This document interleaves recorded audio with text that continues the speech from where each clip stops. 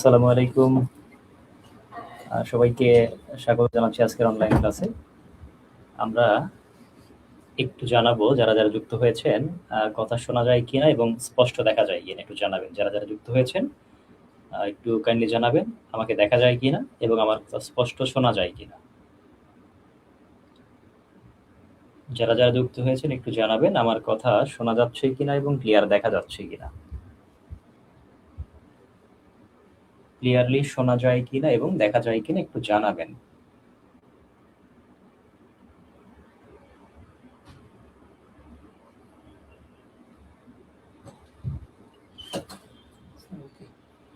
Comment section কই? ও আচ্ছা, ঠিক আছে। ওকে, আমরা আজকে 51তম বিসিএস প্রিলি নতুন ব্যাচের ফ্রি ক্লাস আজকে শুরু হচ্ছে। আমাদের মূল ক্লাস শুরু হবে আগামী 10 তারিখ থেকে। সো আজকে মূলত আমরা কিছু বিষয় নিয়ে আলোচনা করার চেষ্টা করব। সিলেবাস কেমন, পড়াশোনার ধরন কেমন, কতটুকু পড়বো, কিভাবে পড়বো এবং কিছু বিষয় নিয়ে আলোচনা করার চেষ্টা করব আমরা। সো দেখতে পাচ্ছি প্রায় 24 থেকে 25 জন যুক্ত হয়েছেন। একটু জানাতে পারেন আমার কথা স্পষ্ট শোনা যায় কিনা এবং আমাকে ক্লিয়ার দেখা যায় কিনা একটু জানাবেন প্লিজ। যারা যুক্ত হয়েছে একটু জানাবেন কথা স্পষ্ট শোনা যাচ্ছে কিনা এবং দেখা যাচ্ছে কিনা। ওকে,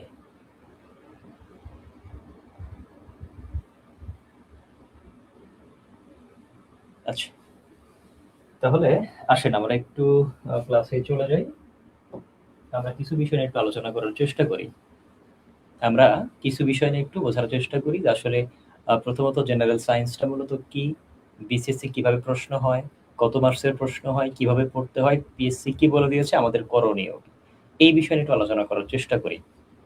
আচ্ছা, যাই হোক, একটু আমরা দুইজনের কমেন্টস দেখার চেষ্টা করি। একজন কমেন্ট করেছেন, আসসালামু আলাইকুম স্যার, কেমন আছেন? ওয়ালাইকুম আসসালাম, আলহামদুলিল্লাহ স্যার, ভালো আছি। আপনি কেমন আছেন জানাবেন। আর কে কোথা থেকে দেখছেন একটু যদি জানাতেন। আরেকটা বিষয়, আহ, যদিও আপনাদের কাছে আমি নতুন মুখ হতে পারি, অনেকে আমাকে দেখেছেন অনেকে দেখেন নাই। কারণ সবাই তো সকল শাখায় যায় না বা অনলাইনে সবসময় সুযোগ হয় না।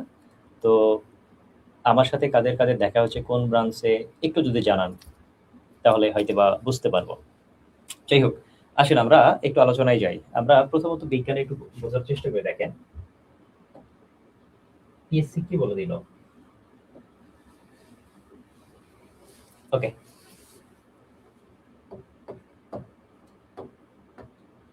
দেখেন পিএসসিটা সিলেবাস দিয়েছে বিজ্ঞান থেকে। পিএসসি বলছে কোনটা, এই যে সায়েন্স যেটা বলা হয়,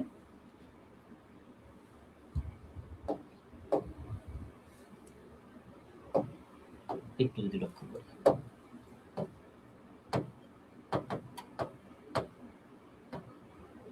পিএসসি দেখেন এই যে বিজ্ঞানের যে সিলেবাসটাকে, এই সিলেবাসটাকে পিএসসি মূলত 3টা ক্যাটাগরিতে ভাগ করে দিয়েছেন।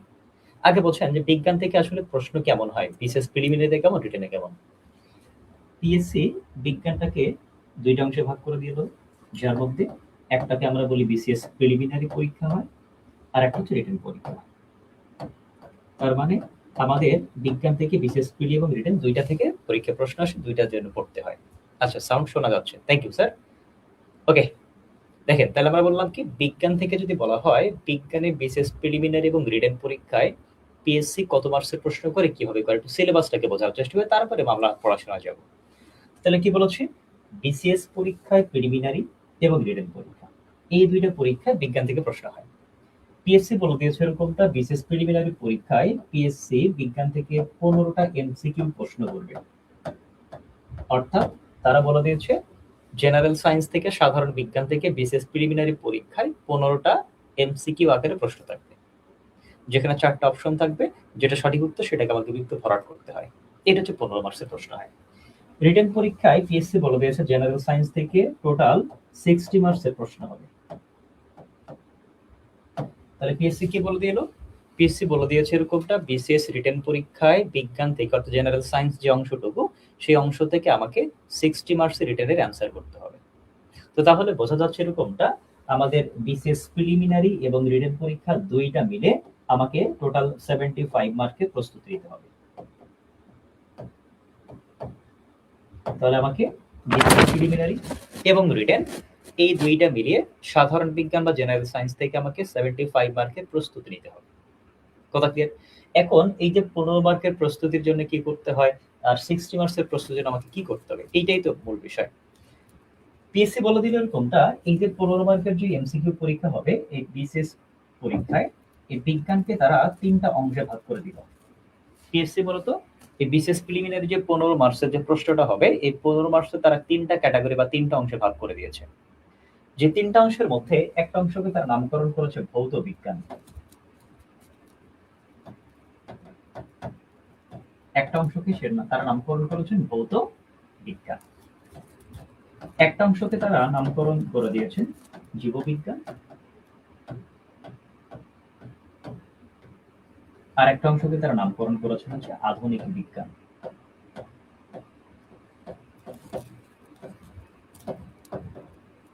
আধুনিক বিজ্ঞান। তো তাহলে কি বলছি যে বিসিএস প্রিলিমিনারি পরীক্ষায় পিএসসি হচ্ছে 3টা ক্যাটাগরিতে ভাগ করে দিল, যার মধ্যে একটা হচ্ছে ভৌত বিজ্ঞান বলেছে, একটা জীববিজ্ঞান বলেছে, আর একটা আধুনিক বিজ্ঞান বলেছে। আচ্ছা, যারা যারা যুক্ত হয়েছেন একটু আমাকে জানাইতে পারেন, একটু কারা কারা যুক্ত হয়েছেন? মূলত একদমই কম। আর যারা যারা যুক্ত হয়েছে প্লিজ একটু দয়া করে আমাদের আজকের লাইভটাকে শেয়ার করে দিবেন। আপনার একটা শেয়ারের মাধ্যমে আরো অনেক স্টুডেন্ট এই লাইভটাকে দেখার সুযোগ পাবে। সো যারা যারা যুক্ত হয়েছেন একটু লাইভটাকে প্লিজ দয়া করে শেয়ার করে দেন, লাইভটাকে সবাই একটু শেয়ার করে দেন, তাহলে আমরা অনেকের কাছে ইনফরমেশনগুলো পৌঁছে দিতে পারবো। আচ্ছা, একজন বলেছেন 51তম অনলাইন ক্লাসে আপনার ক্লাস করেছে, রাজবাড়ি থেকে দেখছি। Thank you sir. আচ্ছা, যাই হোক, তাহলে আমরা প্রথমত বললাম এরকমটা যে জেনারেল সায়েন্স থেকে প্রিলিমিনারিতে হবে 15টা প্রশ্ন, রিটেন পরীক্ষা 60 মার্কস, টোটাল 75 হবে। এই প্রিলিমিনারি সিলেবাসটাকে পিএসসি 2টা ক্যাটাগরিতে ভাগ করে দিও, যার মধ্যে একটা ভৌত বিজ্ঞান, সরি 3টা ক্যাটাগরির মধ্যে একটা ভৌত বিজ্ঞান, একটা জীববিজ্ঞান আর একটা আধুনিক বিজ্ঞান। কথা কি? পিএসসি বলে দিয়েছে এরকমটা, এই যে ভৌত বিজ্ঞান যেটা, এই ভৌত বিজ্ঞান থেকে থাকবে হচ্ছে 5টা প্রশ্ন, জীববিজ্ঞান থেকে থাকবে 5টা প্রশ্ন এবং আধুনিক বিজ্ঞান থেকে থাকবে 5টা প্রশ্ন। তাহলে পিএসসির দেওয়া সিলেবাস অনুযায়ী ভৌত বিজ্ঞান, জীববিজ্ঞান এবং আধুনিক বিজ্ঞান 3টা অংশ টোটালটা মিলিয়ে হবে 15 মার্কের প্রশ্ন। কথা ক্লিয়ার?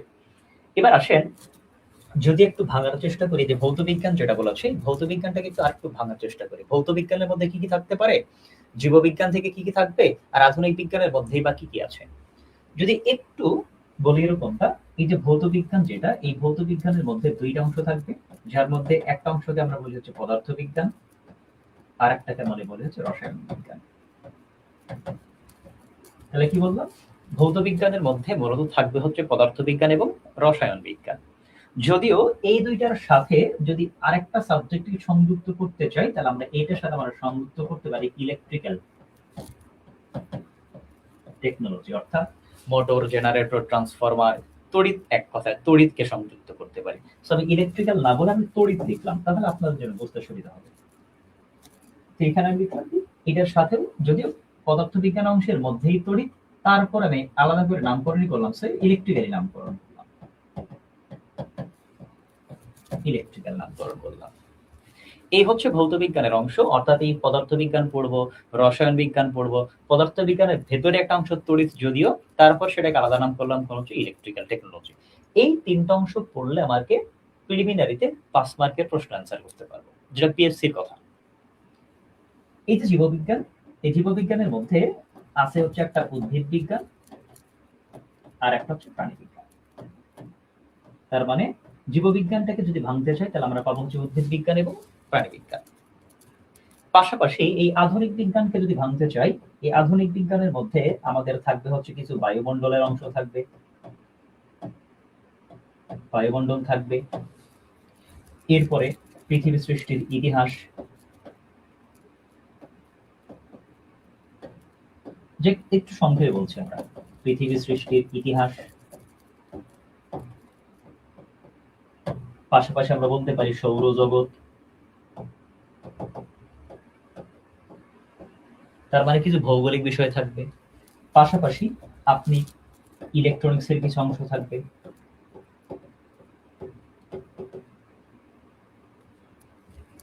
পাশাপাশি কিছু রোগ সম্পর্কিত তথ্য থাকবে, মানে আধুনিক যে রোগ বালাইগুলো আছে এই গুলোকে আমরা আধুনিক বিজ্ঞান বলে থাকি। তার মানে পিএসসির দেওয়া সিলেবাস অনুযায়ী ভৌত বিজ্ঞান একটা অংশ, জীববিজ্ঞান একটা অংশ, আধুনিক বিজ্ঞান একটা অংশ, এই তিনটা অংশ। এখন মজার বিষয় হচ্ছে দেখেন, এই যে পদার্থবিজ্ঞান যে সাবজেক্ট আমরা পড়ে থাকি এবং রসায়ন বিজ্ঞান যে সাবজেক্ট পড়ে থাকি, এই দুইটা সাবজেক্ট পড়লে আপনি বিসিএস প্রিলিমিনারি পরীক্ষায় 5টা প্রশ্ন কমন পাবেন, যেটা পিএসসির কথা। পাশাপাশি জীববিজ্ঞান অর্থাৎ উদ্ভিদ বিজ্ঞান এবং প্রাণী বিজ্ঞান এই দুইটা সাবজেক্ট পড়লে আপনি 5টা প্রশ্ন কমন পারবেন। এবং আধুনিক বিজ্ঞানের মধ্যে বায়ুমণ্ডল, পৃথিবী, সৃষ্টি ইতিহাস, সৌরজগৎ, এই কসমিক রে, হিগের কণা, বায়ুমণ্ডল, তারপর জোয়ার ভাটা, ইলেকট্রনিক্স এর কিছু অংশ, আধুনিক যে রোগ বালাইগুলো হয়, রোগ এবং স্বাস্থ্য সেবা সম্পর্কিত বিভিন্ন ভ্যাকসিন, এই সবগুলো মিলিয়ে যদি আপনি পড়তে চান তাহলে আপনি 5 মার্কের প্রশ্ন অ্যান্সার করতে পারবেন বিসিএস প্রিলিমিনারি। তাহলে দেখেন, আমি যদি একটু ফিজিক্সের কথা চিন্তা করা হয়, দেখেন আমাকে ফিজিক্সে কি পড়তে হয়, আমাকে ভৌত বিজ্ঞান পড়তে হয়, ভৌত রাশি সম্পর্কে পড়তে হয়, যেখানে স্কেলার ভেক্টর, মহাকর্ষ বিকর্ষ, কাজ ক্ষমতার শক্তি, সরল দোলক, স্থিতিস্থাপকতা, আর্কিমিডিসের নীতি, তারপরে প্লবতা, পৃষ্ঠটান, মানে সবগুলো কি বলে আমরা ভৌত রাশির মধ্যে কল্পনা করি। এরপর আপনাকে আলো পড়তে হয়। একটু যদি আমি একটু একটু ভাঙার চেষ্টা করি, দেখেন একটু ভেঙে দিই, এটাকে আর একটু ভেঙে দিই, আমরা একটু ভেঙে দিই। ধরে নেন পদার্থবিজ্ঞানের কি কি বিষয় আমরা মূলত প্রিলিমিনারিতে পড়ে থাকি, একটু দেখেন। এই যে পদার্থবিজ্ঞান, তখন আমরা পড়ি হচ্ছে ভৌত রাশি, পাশাপাশি আমরা আলো পড়ব। এই ভৌত রাশির মধ্যে মহাকর্ষ বিকর্ষ, মানে যে বিষয়গুলো বলছি। এরপর আমাকে পড়তে হয় শব্দ, এরপর আমাকে পড়তে হয় চুম্বক, এরপর আমাকে পড়তে হয় তাপ বিজ্ঞান, এরপরে কিছু তড়িতের বিষয়, যে ইলেকট্রিক্যালের অংশ বললাম, তড়িতের বিষয়, এগুলোকে আমি ফিজিক্সের অংশ বলতে পারি। এরপর দেখেন রসায়ন, যদি একটু রসায়নকে চিন্তা করি, তাহলে এর মধ্যে কি পড়ি, আমরা পড়ি হচ্ছে পরমাণুর গঠন,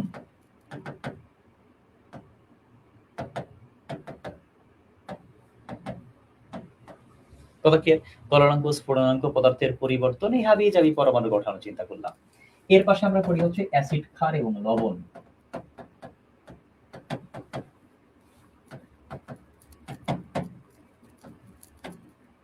অ্যাসিড, ক্ষার, লবণ, পাশাপাশি আমরা কি পড়ি, জারণ বিজারণ,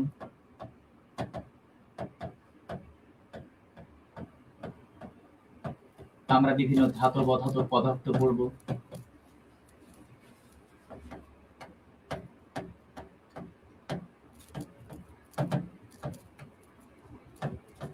কথা ক্লিয়ার? এরপরে কার্বনের কিছু বহুরূপী ব্যবহার আছে। তারপরে এই সবগুলো মিলিয়ে, অর্থাৎ এই যে ফিজিক্স এবং কেমিস্ট্রি এছাড়াও তো কিছু টপিক আমরা পাবো, তাই না? এই সবগুলো মিলিয়ে যদি আমি প্রিলিমিনারি প্রস্তুতি নিই, তাহলে আমাকে বিসিএস এ 5টা প্রশ্ন কমন পাবো, পিএসসি বলে দিল। এর মজার বিষয় হচ্ছে, এই যে টপিকগুলোর কথা বলেছে, দেখেন পদার্থের মধ্যে ভৌত রাশি সম্পর্কিত তথ্য থাকবে, আলো সম্পর্কিত তথ্য থাকবে, শব্দ পড়তে হবে, চুম্বক পড়তে হবে, তাপবিজ্ঞান পড়তে হবে, তড়িৎ পড়তে হবে, সবগুলো মিলিয়ে আমাকে পড়তে ফিজিক্সে। কেমিস্ট্রিতেও কিছু অধ্যায়। এখন প্রশ্ন হচ্ছে যে এতগুলো যে অধ্যায় আমরা পড়তেছি, এতগুলো অধ্যায় পড়ে আমি প্রশ্ন কয়টা পারবো? 5টা। তার মানে এখান থেকে একটা বিষয় মনে রাখবেন, সবগুলো টপিক থেকে প্রশ্ন আসবে না। যদি একটু ফিজিক্সের কথা চিন্তা করেন, দেখেন ভৌত রাশি একটা লেকচার চিন্তা করেন, আলোর একটা লেকচার চিন্তা করেন, শব্দের একটা লেকচার চিন্তা করেন, চুম্বকের একটা লেকচার চিন্তা করেন, তাপবিজ্ঞান বা তড়িতের একটা লেকচার চিন্তা করেন, তাহলে 5টা লেকচার হচ্ছে। কেমিস্ট্রিতে মনে করেন 2টা লেকচার চিন্তা করলাম, তারপর ফিজিক্স এবং কেমিস্ট্রি মিলে যদি লেকচারও যদি চিন্তা করা হয়, তাহলে 7 লেকচার আমরা পড়তেছি, সে এক্সাম্পল। এখন প্রশ্ন হচ্ছে এখান থেকে প্রশ্ন আসবে কয়টা? আসবে কয়টা? 5টা। তো সকল অধ্যায় থেকে বা সকল লেকচার থেকে প্রশ্ন আসবে না। কথা ক্লিয়ার? তার মানে আমাকে একটা সিকোয়েন্স বুঝতে হবে যে আসলে বিসিএস প্রিলিমিনারিতে প্রস্তুতি নেওয়ার ক্ষেত্রে কোনগুলাকে গুরুত্ব দিয়ে পড়বো বেশি, কোনগুলাকে কম গুরুত্ব দিয়ে পড়বো, কিভাবে পড়বো, একটা স্ট্র্যাটেজি আপনাকে মেনটেন করতে হবে। আদারওয়াইজ বর্তমান বিসিএস এর যে প্যাটার্ন, তাতে ভালো করা মুশকিল। কথা ক্লিয়ার? আচ্ছা, তাহলে এটা আমাদের সিলেবাস গেল। তাহলে আমরা বিসিএস প্রিলিমিনারি সিলেবাসটা বুঝলাম, যে ভৌত বিজ্ঞান থেকে থাকবে 5টা প্রশ্ন, জীববিজ্ঞান থেকে থাকবে 5টা প্রশ্ন, আধুনিক বিজ্ঞান থেকে 5টা। এখন মজার বিষয় হচ্ছে পিএসসি যে সিলেবাসটা দিল, যে ভৌত বিজ্ঞান থেকে 5টা, জীববিজ্ঞান থেকে থাকবে 5টা, আধুনিক বিজ্ঞান থেকে 5টা, এখন পিএসসি কি এটা মেনটেন করে সব সময়? মানে এমনই একদম পাঁচটা পাঁচটাই হয় না, মাঝে মাঝে দেখবেন কম বেশি হয়। এমনও হতে পারে ভৌত বিজ্ঞান থেকে তারা কম প্রশ্ন দিয়েছে, জীবন থেকে বেশি প্রশ্ন দিয়েছে, এরকমটাও হতে পারে। তার মানে মূলত এই তিনটা অংশকে পড়তে পারলে আপনি টোটাল 15টা প্রশ্ন অ্যান্সার করতে পারবেন, বা 15টা প্রশ্ন আপনাকে এর মধ্য থেকে দিয়ে দিবে। কথা কি বুঝেছি না বুঝি নাই? এই হচ্ছে মূলত আমাদের বেসিক সিলেবাস। এখন প্রশ্ন হচ্ছে যে এই সিলেবাসের মধ্যে কোন কোন টপিক গুরুত্বপূর্ণ বেশি, কোন কোন টপিক কম গুরুত্বপূর্ণ।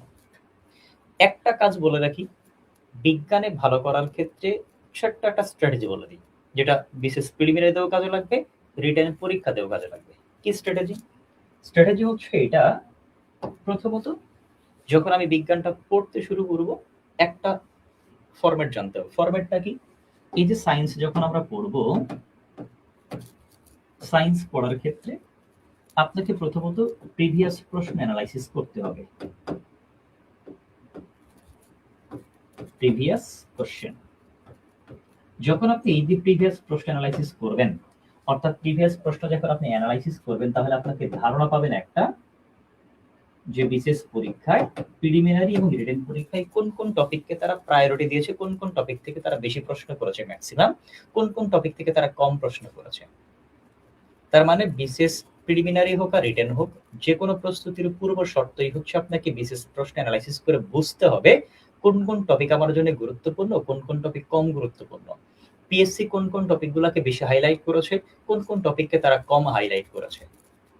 এক্সাম্পল যদি বলি, দেখেন এই যে প্রিভিয়াস কোশ্চেন যখন অ্যানালাইসিস করব, সেটা কোন প্রিলিমিনারি এবং রিটেন দুইটারই কিন্তু অ্যানালাইসিস আপনাকে করতে হবে, কারণ যেহেতু প্রিলি এবং রিটেন দুইটা পরীক্ষায় আপনাকে দিতে হবে।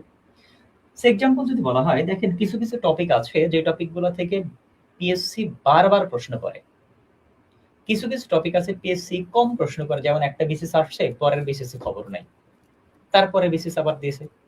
আবার কিছু কিছু নির্দিষ্ট টপিক আছে যে টপিক থেকে তারা পিএসসি রেগুলার প্রশ্ন করছে, প্রত্যেকটা বিসিএস এ প্রশ্ন করেছে। তার মানে আপনাকে ওই টপিকগুলোকে খুঁজে বের করতে হবে যে কোন কোন টপিকগুলো আমাকে বেশি প্রশ্ন তারা করেছে, এই টপিকগুলোকে আপনি হাইলাইট করেন, এই টপিকগুলো আমাকে রেগুলার পরীক্ষা আসছে, এগুলো আমার জন্য খুবই গুরুত্বপূর্ণ। এরপরে হাইলাইট করার চেষ্টা করেন কোন কোন টপিকগুলোতে একটু কম প্রশ্ন হচ্ছে, সেগুলোকে একটা ক্যাটাগরি ভাগ করেন, আর কোনগুলো থেকে একদমই কম আসছে, তাহলে আপনার প্রস্তুতি নিতে সুবিধা হবে। এবার কথাকে এইটা একটা স্ট্র্যাটেজি বললাম। আরেকটা স্ট্র্যাটেজি হচ্ছে অবশ্যই মিলিয়ে পড়বেন। কিভাবে মিলিয়ে পড়বো?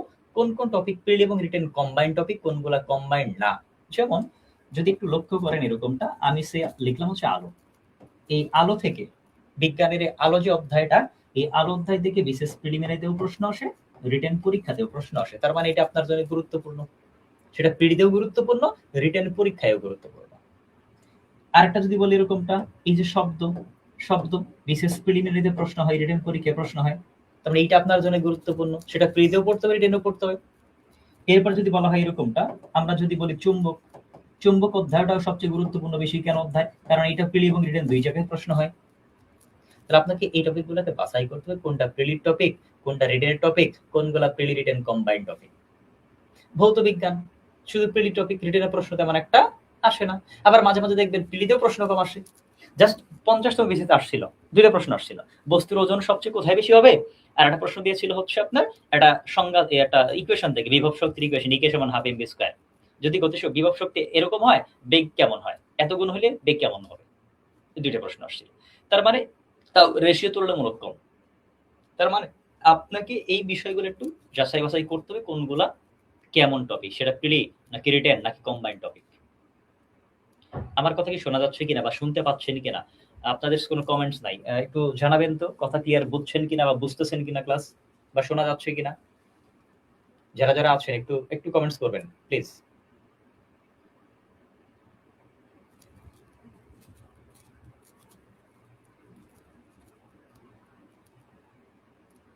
আচ্ছা, তাহলে মূল বিষয় হচ্ছে আমাদের সিলেবাসটাকে বুঝতে হবে, যে বিশেষ প্রিলিমিনারিতে কেমন সিলেবাসটা, আর রিটেন পরীক্ষা সিলেবাসটা কেমন। আমার সিলেবাস বোঝা শেষ। এবার আসেন সিলেবাস বোঝা হইলে এখন আমাকে প্রথম কাজ হচ্ছে বিশেষ প্রিভিয়াস ইয়ার প্রশ্ন অ্যানালাইসিস পড়তে হবে। আমাকে অন্তত 2 বার থেকে 3 বার আমি পড়বো, পড়ে বুঝবো কোন কোন টপিক থেকে তারা বেশি প্রশ্ন করেছে, কোন কোন টপিক গুরুত্বপূর্ণ, কোনগুলা প্রিলিট টপিক, কোনগুলা রিটেন টপিক, কোনগুলা কম্বাইন্ড টপিক। এরপর যেগুলো কম্বাইন্ড টপিক সেগুলোকে এখন থেকে শুরু করে পড়া, যেগুলো প্রিলি সেগুলো আমার পরীক্ষার আগে পড়লে চলবে, আর যেগুলো রিটেন এখন না পড়ে কিছুক্ষণ পরে পড়বেন, তাহলেই হবে।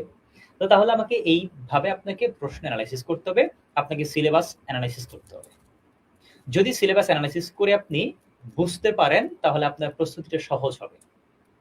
যদি প্রিভিয়াস প্রশ্ন এনালাইসিস করে আপনি প্রশ্নের প্যাটার্ন ধরতে পারেন তাহলে আপনার জন্য বিশেষ প্রস্তুতি সহজ হবে। ওকে না? তাহলে মূলত আমাদের সিলেবাস নিয়ে আলোচনা প্রায় এতটুকুই। এখন বলেন যে সিলেবাসটাকে আমরা বুঝছি কিনা?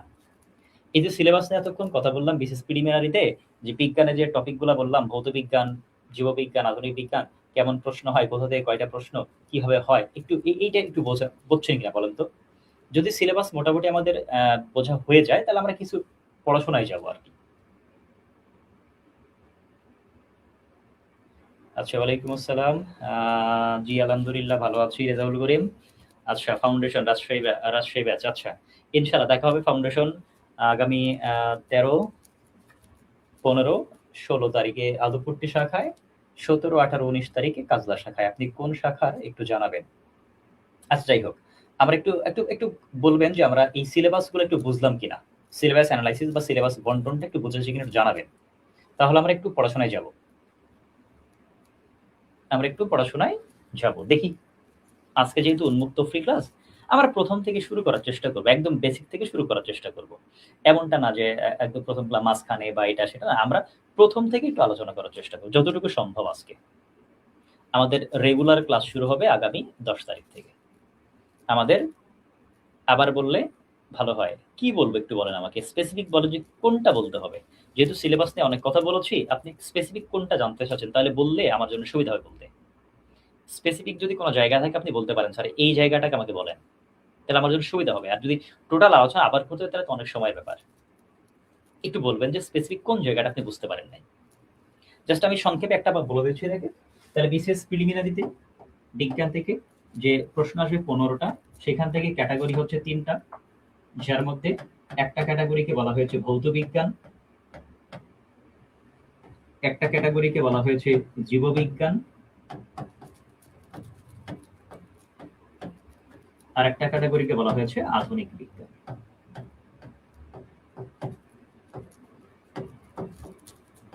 এই 3টা ক্যাটাগরি তারা ভাগ করে দিয়েছে পিএসসি। তারা বলেছে ভৌত বিজ্ঞান থেকে থাকবে 5টা প্রশ্ন, জীববিজ্ঞান থেকে থাকবে 5টা প্রশ্ন, আধুনিক বিজ্ঞান থেকে থাকবে 5টা প্রশ্ন। টোটাল হচ্ছে 15টা প্রশ্ন। এই টোটাল 15টা প্রশ্ন পিএসসি আপনাকে প্রিলিমিনারিতে দিবে এই 3টা অংশ থেকে।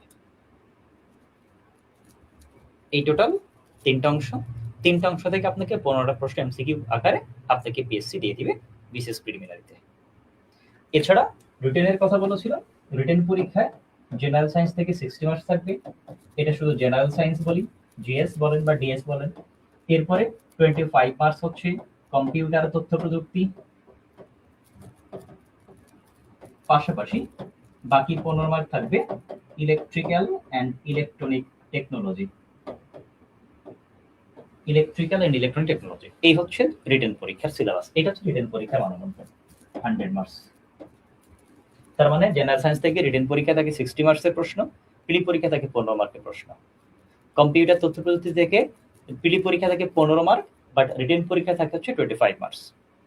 ইলেকট্রিক্যাল অ্যান্ড ইলেকট্রনিক টেকনোলজি থেকে রিটেন পরীক্ষা 15 মার্ক। প্রিলিতে ইলেকট্রিক্যাল ইলেকট্রনিক্সে আলাদা কোনো পার্ট তারা ভাগ করে দেয় নাই।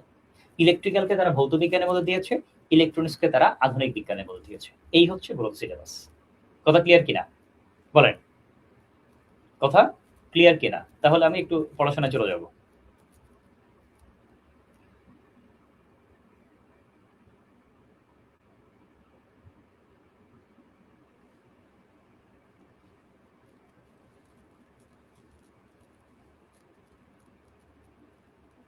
একটু জানাবেন বিষয়টা ক্লিয়ার কিনা, তাহলে আমরা একটু পড়াশোনায় চলে যাব।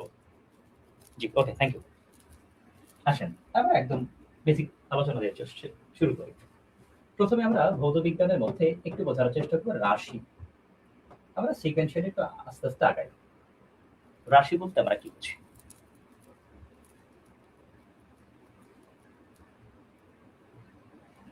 আচ্ছা, রেজাউল করিম, থ্যাংক ইউ ভাই, আপনার সাথে দেখা হয়েছিল, আমাদেরকে একটা সুন্দর ট্রিট দেওয়ার জন্য আপনাকে অনেক ধন্যবাদ। যাই হোক, আপনি খুব সম্ভবত বরিশাল বা ভোলার দিকে পোস্টিং সম্ভবত, নাকি? যাই হোক, আমরা আলোচনা যাই। দেখেন, আমরা প্রথমে একটু বেসিক আলোচনা দেওয়ার চেষ্টা করি। আমি লিখলাম রাশি। রাশি বলতে এটা কি বুঝি দেখেন।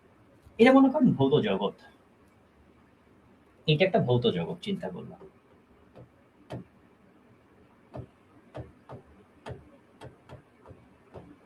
এটা হচ্ছে একটা ভৌত জগৎ চিন্তা করলাম। এই ভৌত জগতের মধ্যে সে মনে করেন অসংখ্য বস্তু বা অসংখ্য পদার্থ আছে। একটু চিন্তা করি আমরা। তার মানে এই ভৌত জগতের মধ্যে অসংখ্য বস্তু আছে বা অসংখ্য পদার্থ আছে, যেটাই চিন্তা করেন না কেন। এই অসংখ্য বস্তুর মধ্যে যে সকল বস্তুকে আমরা বা যাদেরকে আমরা পরিমাপ করতে পারবো, কি করতে পারবো? পরিমাপ করতে পারবো। যাদেরকে পরিমাপ করা যাবে তাদেরকে আমি রাশি বলতে পারবো। তাহলে রাশির সঙ্গে আমরা কি বলি? বলি এরকমটা ভৌত জগতে যা কিছুকে পরিমাপ করা যায় তাকে রাশি বলে। জাস্ট বেসিক আলোচনা। তাহলে কি বললাম? ভৌত জগতে যা কিছুকে পরিমাপ করা যায় তাকে রাশি বলে। এখন প্রশ্ন হচ্ছে, দেখেন, আমি যদি বলি এরকমটা ভরকে পরিমাপ করা যাবে না, যাবে না? যায়, পরিমাপ করা যায়, তার মানে ভর একটা রাশি। আমরা সময় পরিমাপ করতে পারবো, তাহলে সময় একটা রাশি। আমরা দৈর্ঘ্য পরিমাপ করতে পারি, তার মানে দৈর্ঘ্যকে একটা রাশি বলতে পারবো। আমরা ওজন পরিমাপ করতে পারবো, তার মানে ওজনকে একটা রাশি বলতে পারবো। সহজ ভাষায় যদি বলি, যাদের কোনো সংখ্যা দ্বারা প্রকাশ করা হয়, যাদেরকে কি বলছি, যাদেরকে কোনো সংখ্যা দ্বারা প্রকাশ করা হয়, তাদের একক আছে, তাদেরকে রাশি বলতে পারবো। কথা কি ক্লিয়ার? তার মানে যাদেরকে পরিমাপ করা যাবে তাদেরকে আমরা কি বলতে পারবো? রাশি বলবো। কারণ ভর পরিমাপ করা যায়, সময় পরিমাপ করা যায়, দৈর্ঘ্য পরিমাপ করা যায়, ওজন পরিমাপ করা যায়। তাহলে যাদেরকে আমি পরিমাপ করতে পারি তাদেরকে আমি এক একটা রাশি বলতে পারবো। এবার আসেন, এই যে রাশির কথা বলেছি, রাশিকে আমরা কিভাবে ভাগ করতে পারি? রাশিকে নরমালি আমরা দুইটা ভাগে ভাগ করতে পারবো। তাহলে আমরা যদি বলি এরকমটা, রাশি কয় প্রকার? রাশি হচ্ছে দুই প্রকার। এই যে দুই প্রকার আমরা রাশি পাই, যার মধ্যে কি কি রাশি বলছি? একটাকে আমরা বলি হচ্ছে মৌলিক রাশি। তাহলে রাশি দুই প্রকারের মধ্যে একটা রাশিকে আমরা বলবো হচ্ছে মৌলিক রাশি, আর আরেকটা রাশিকে আমরা বলতে পারি যৌগিক বা লব্ধ রাশি। যৌগিক অথবা লব্ধ রাশি। তাহলে রাশিকে আমরা নরমালি দুইটা ভাগে ভাগ করতে পারলাম, যার মধ্যে একটা মৌলিক আর একটা যৌগিক বা লব্ধ। এখন প্রশ্ন হচ্ছে এরকমটা, এই রাশিকে এই দুই ভাগে ভাগ করা ছাড়াও আরো একটা ক্যাটাগরিতে ভাগ করা হয়েছে। কিভাবে ভাগ করা হয়েছে? যখন আপনাকে প্রশ্ন এরকমটা করবে যে দিক বিবেচনার ক্ষেত্রে, কি প্রশ্ন বলেছি? এই দিক বিবেচনার ক্ষেত্রে যদি বলা হয় দিক বিবেচনায় রাশি কয় প্রকার, মনে রাখবেন দিক বিবেচনার ক্ষেত্রেও রাশি দুই প্রকার। তাহলে আমরা বলতে পারি দিক বিবেচনার ক্ষেত্রেও রাশিকে আমরা দুইটা ভাগে ভাগ করতে পারবো, অর্থাৎ দুই প্রকারের হবে। যার মধ্যে একটা রাশিকে আমরা বলবো হচ্ছে স্কেলার রাশি। তার মানে দিক বিবেচনার ক্ষেত্রে আমরা রাশিকে দুই ভাগে ভাগ করতে পারবো, যার মধ্যে একটার নামকরণ করবো আমরা স্কেলার রাশি, এবং দ্বিতীয় নম্বরে যে রাশিটা পাবো সেই রাশিকে আমরা বলি হচ্ছে ভেক্টর রাশি। তাহলে দিক বিবেচনার ক্ষেত্রে রাশিকে আমরা দুই ভাগে ভাগ করতে পারবো, যার মধ্যে একটা স্কেলার একটা vector. Majed Ali, thank you ভাই, অনেকদিন পরে ক্লাস করছেন আমার। যাই হোক, ধন্যবাদ আপনাকে। তাহলে দেখেন, রাশিকে আমরা বললাম যাদেরকে পরিমাপ করতে পারবো তাদেরকে রাশি বলেছি। এই রাশিকে আমরা প্রধানত দুই ভাগে ভাগ করতে পারলাম, যার মধ্যে একটা মৌলিক আর একটা যৌগিক। আর দিক বিবেচনার ক্ষেত্রে যদি বলা হয় সেই ক্ষেত্রে দুই প্রকার বলেছে, একটা স্কেলার একটা ভেক্টর। এবার আসেন আমরা এই যে মৌলিক এবং যৌগিক রাশি বোঝার চেষ্টা করব, স্কেলার এবং ভেক্টর রাশি বোঝার চেষ্টা করি। তাহলে আমরা মৌলিকও দেখবো, যৌগিক রাশিও দেখবো, স্কেলার এবং ভেক্টরও দেখবো। এইটা এই যে এতটুকু পর্যন্ত লিখছি, এটা লেখা হইলে একটু জানাবেন, যারা লেখা হয়েছে একটু জানাবেন, আমাকে কমেন্টস করবেন যে লেখা হয়েছে কিনা। তাহলে আমি নেক্সট স্লাইডে যাব, আমি এইগুলো একটু বোঝার চেষ্টা করব, অর্থাৎ এই রাশিগুলো একটু বোঝার চেষ্টা করবো আমরা। হয়েছে কিনা একটু জানাবেন।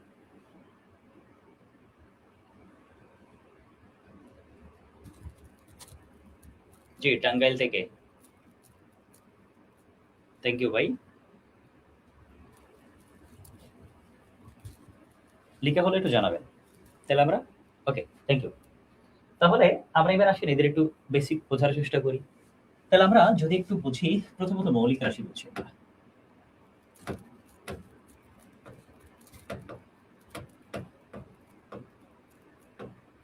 এখন দেখেন, মৌলিক শব্দটার সাথে আমরা পরিচিত, মৌলিক পদার্থ হোক, মৌলিক রাশি হোক, বা মৌলিক বিষয়ের সাথে পরিচিত আমরা। কেমন? যদি আমরা বলি এরকমটা, যাদেরকে ভাঙা যায় না, বিশ্লেষণ করা যায়, আমরা পড়ে আসছি, শিখে আসছি। তার মানে মৌলিক রাশিটা মূলত কি? তার মানে আমরা মৌলিক শব্দের অর্থ বলতে পারি যাদেরকে ভাঙা যায় না বা বিশ্লেষণ করা যায় না। এখন প্রশ্ন হচ্ছে মৌলিক রাশি তাহলে কি? যে সকল রাশিকে আমি ভাঙতে পারবো না, বিশ্লেষণ করতে পারবো না। আরো সহজ ভাষায় যদি বলি, যাদেরকে আমি স্বাধীন বা স্বতন্ত্র রাশি বলতে পারবো।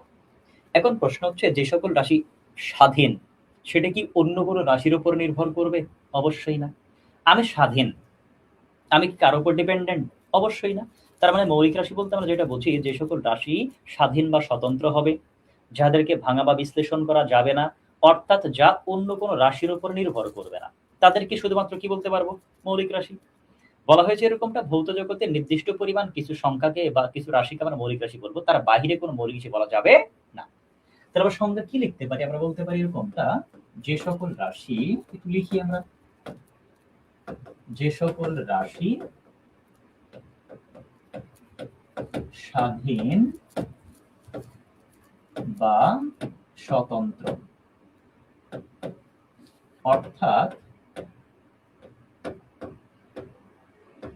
যাকে ভাঙা বা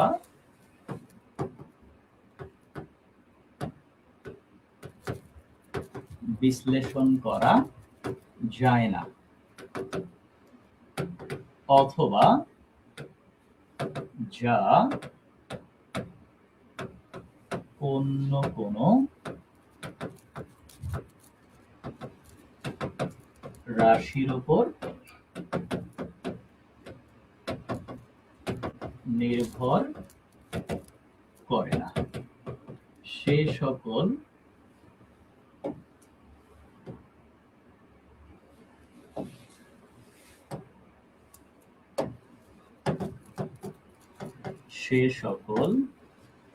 রাশিকে বলা হয়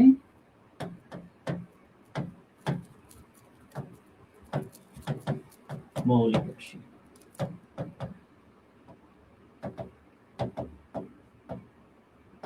এদেরকে আমরা মৌলিক রাশি বলবো। রিবন সাহেব, আপনাকে অসংখ্য ধন্যবাদ, আমাদের কিশোরগঞ্জ শাখার বর্তমান ম্যানেজার। আপনাকে অনেক মিস করি, অনেকদিন যাবত জায়গা হয় না, যাই না। আপনাকে অসংখ্য ধন্যবাদ ভাই। যাই হোক, তাহলে আমরা বললাম মৌলিক রাশি হচ্ছে মূলত এইটা। তাহলে যেটাকে রাশিকে আমি স্বাধীন রাশি বলতে পারবো, যা অন্য কোনো রাশির উপর নির্ভর করবে না, সেই রাশিকে আমরা বলবো মৌলিক রাশি। বলা হয়েছে এরকমটা, এই ভৌত জগতে যদি বলা হয়, এই ভৌত জগতে যত প্রকার আমরা রাশি পাই বা যতগুলো রাশি পাই, এই ভৌত জগতে মৌলিক রাশির সংখ্যা একদম নির্দিষ্ট, যার কয়টা সংখ্যা? 7টা। তাহলে আমরা কি বলবো? আমরা বলবো এরকমটা, ভৌত জগতে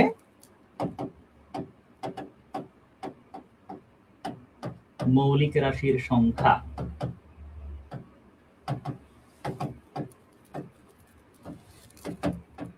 ভৌত জগতে মৌলিক রাশির সংখ্যা মোট 7টি।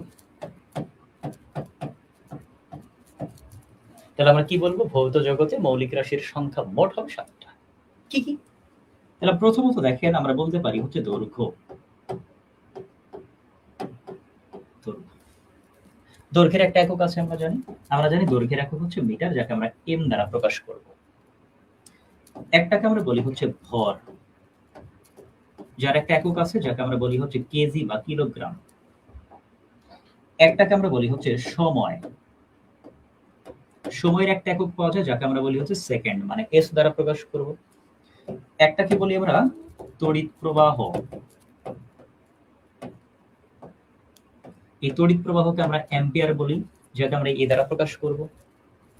এরপর আমরা কি বলতে পারি? এরপর আমরা বলতে পারি দীপন তীব্রতা, যাকে আমরা বলি সিডি, যেটাকে আমরা বলি ক্যান্ডেলা। কি বলি আমরা? ক্যান্ডেলা। একটাকে বলি আমরা তাপমাত্রা, আর তাপমাত্রার একক হচ্ছে কেলভিন। এছাড়া আরেকটাকে আমরা বলি হচ্ছে পদার্থের পরিমাণ, পদার্থের পরিমাণ, যাকে আমরা নামকরণ করি হচ্ছে মোল দ্বারা। তার মানে আমরা ভৌত জগতের মধ্যে যতগুলো রাশি পেয়েছি, তাদের মধ্যে মৌলিক রাশির সংখ্যা মোট 7টা। এই হচ্ছে মোট 7টা রাশি: দৈর্ঘ্য, ভর, সময়, তড়িৎ প্রবাহ, দীপন তীব্রতা, তাপমাত্রা, পদার্থের পরিমাণ। এই হচ্ছে মোট 7টা রাশি। আর এই 7টার বাইরে যত প্রকার রাশি আমরা পাবো, যতগুলো রাশি পাবো, সবগুলাকে বলবো যৌগিক বা লব্ধ রাশি। কথা ক্লিয়ার কিনা একটু জানাবেন। আর লিখা হলে একটু জানাবেন, লিখা হলে একটু জানাবেন।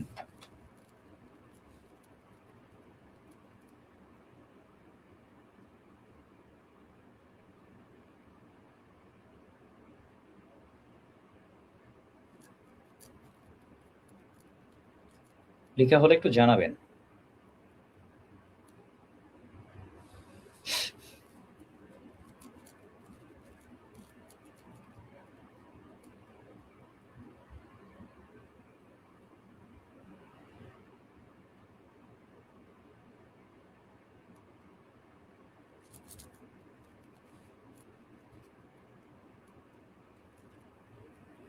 ওকে, থ্যাংক ইউ। এবার আসুন যৌগিক রাশি তাহলে কি জানবো আমরা। তাহলে যৌগিক রাশি মানে যৌগ মানে কি? এটা কতগুলো মৌলকে একত্রিত করা যৌগ পাওয়া যায়। তার মানে যৌগিক রাশিকে আমি ভাঙতেও পারবো, বিশ্লেষণ করতেও পারবো। আর যৌগিক রাশি তৈরি করার ক্ষেত্রে আমার লাগবে হচ্ছে এক একটা মৌলিক রাশি। তারপরে কতগুলো মৌলিক রাশিকে যখন একত্রিত করব, করার পরে একটা যৌগিক রাশি তৈরি হতে পারে। অর্থাৎ আমরা যৌগিক রাশি বলতে আমরা কি বুঝতে পারি? তাহলে আমরা যৌগিক রাশি বলতে আমরা যেটা বুঝবো বা যেটা লিখবো সেটা হচ্ছে যে সকল রাশি মৌলিক রাশির উপর নির্ভর করবে। যেহেতু মৌলিক রাশি দ্বারা তৈরি, অবশ্যই মৌলিক রাশির উপর নির্ভর করবে। তাহলে সংজ্ঞা আমরা কি বলতে পারি? সবগুলো এসআই পদ্ধতিতে আমরা বলেছি, সবগুলো একই মূলত এসআই পদ্ধতি। যাই হোক, তাহলে আমরা কি বলতে পারি? আমরা বলতে পারি এরকমটা যে যে সকল রাশি, যে সকল রাশি মৌলিক রাশির উপর নির্ভর করে,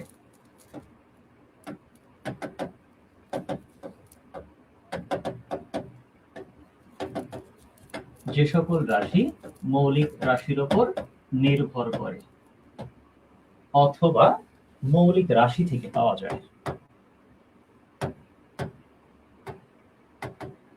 অথবা মৌলিক রাশি থেকে পাওয়া যায়,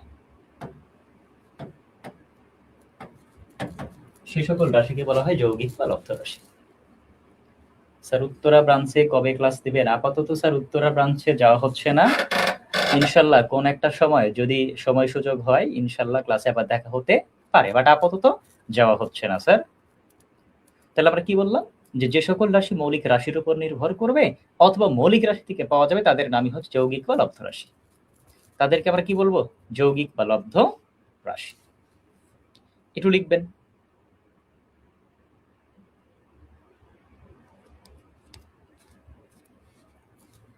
একটু লিখবেন।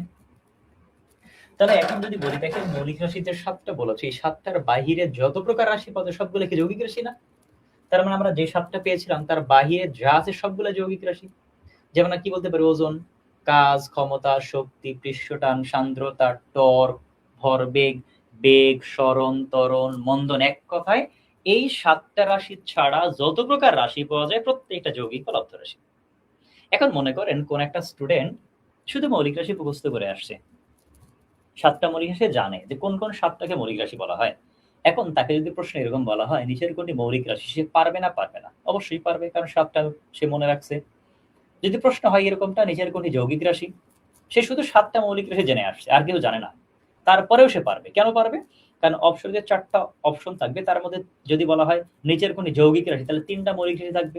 সে 7টা রাশি জানে মৌলিক রাশি, তার মানে ওই 3টাকে আলাদা করলে বাকিটাই কি রাশি? যৌগিক রাশি।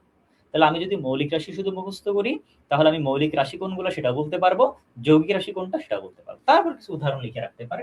যেমন আমরা কি বলতে পারি? যেমন আমরা বলতে পারি বল, আমরা বলতে পারি বেগ, আমরা বলতে পারি সরণ, আমরা বলতে পারি ত্বরণ, হতে পারে মন্দন, হতে পারে অভিকর্ষ ত্বরণ, হতে পারে ওজন, আদার্স আরো অনেক। তার মানে আমি যদি শুধুমাত্র মৌলিক রাশিগুলো 7টা জানি তাহলে মৌলিক রাশি কোনটা সেটাও বলা সম্ভব, যৌগিক রাশি কোনটা সেটাও বলা সম্ভব। তাহলে আমরা বেসিক আলোচনার মধ্যে মৌলিক এবং যৌগিক বিষয়টা ক্লিয়ার হয়েছে। এবার আসেন আমরা যেটা জানার চেষ্টা করব, এই যে বলেছিলাম দিক বিবেচনার ক্ষেত্রে, যদি বলেছিলাম যে দিক বিবেচনার ক্ষেত্রে রাশিকে আমরা দুই ভাগে ভাগ করেছিলাম, তাহলে দিক বিবেচনায় রাশিকে আমরা কয় ভাগে ভাগ করেছিলাম? দুই ভাগে ভাগ করেছিলাম। এই দুই প্রকারের মধ্যে আমরা একটাকে নামকরণ করেছিলাম স্কেলার, আর একটাকে নামকরণ করেছিলাম ভেক্টর। তাহলে স্কেলার জানার চেষ্টা করি। তাহলে এই দুই প্রকারের মধ্যে একটাকে নামকরণ করেছিলাম আমরা স্কেলার রাশি, আগে নামকরণ করেছিলাম ভেক্টর রাশি। এই যে স্কেলার এবং ভেক্টর, এই দুইটা সম্পর্কে অনেকেরই একটু ঝামেলা আছে যে স্কেলার রাশি কি আর ভেক্টর রাশি কি। একটু যদি লক্ষ্য করেন, স্কেলার রাশি হচ্ছে এমন একটা রাশি, আচ্ছা আপনারা কি বলতে পারেন স্কেলার এবং ভেক্টরের মধ্যে বেসিক পার্থক্য কি? স্কেলার রাশি কি আর ভেক্টর রাশি কি? কেউ যদি একজন বলেন যে স্কেলার রাশি কি আর ভেক্টর রাশি কি, যারা আছে একটু বলতে পারবেন যে স্কেলার এবং ভেক্টর রাশি আসলে কি?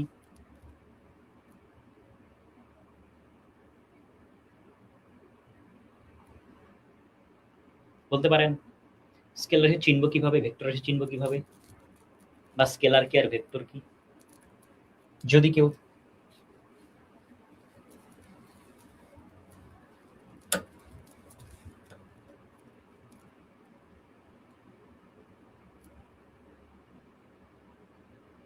প্রধান পার্থক্য দিক, আচ্ছা ঠিক আছে মেনে নিলাম। এখন প্রশ্ন হচ্ছে বলেন তো, স্কেলার রাশির মান আছে তাই তো? স্কেলার রাশির মান আছে, আছে। স্কেলার রাশির দিক আছে কি নাই?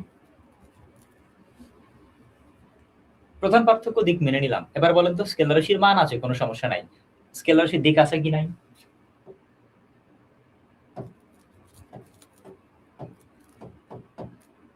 স্কেলার রাশির ক্ষেত্রে মান আছে, কোনো সমস্যা নাই, দিক আছে না নাই? ভেক্টর রাশির ক্ষেত্রেও মান আছে, আমরা জানি, ভেক্টর রাশির দিক আছে কি নাই? প্রশ্ন হচ্ছে স্কেলার রাশির মান আছে, কোনো সমস্যা নাই, দিক আছে কি নেই? অথবা ভেক্টর রাশির ক্ষেত্রে দিক আছে কি নাই? একটু বলেন তো। স্কেলার রাশির মান আছে, কোনো সমস্যা নাই, দিক আছে কি নাই? স্কেলার রাশির দিক আছে কি নেই?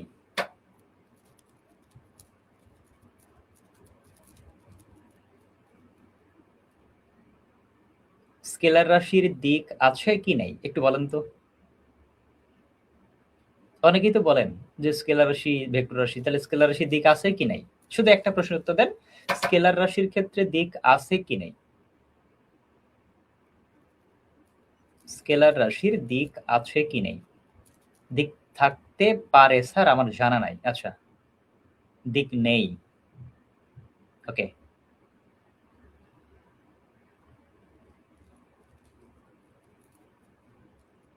ওকে, একটু বিষয় বলছেন। আমরা জানি স্কেলার রাশির ক্ষেত্রে মান আছে, ভেক্টর রাশিরও মান আছে। মজার বিষয় হচ্ছে স্কেলার রাশির ক্ষেত্রে দিক থাকতেও পারে, নাও পারে, কিন্তু ভেক্টর রাশির ক্ষেত্রে দিক থাকতেই হবে। কি বললাম? স্কেলার রাশির ক্ষেত্রে মান আছে, কোনো সমস্যা নেই, দিক থাকতেও পারে, নাও পারে, কিন্তু ভেক্টর রাশির ক্ষেত্রে দিক থাকতেই হবে। এখন বলতে পারেন স্যার তাহলে স্কেলার রাশির সংজ্ঞা কি লিখবো? সংজ্ঞা কি আসলে?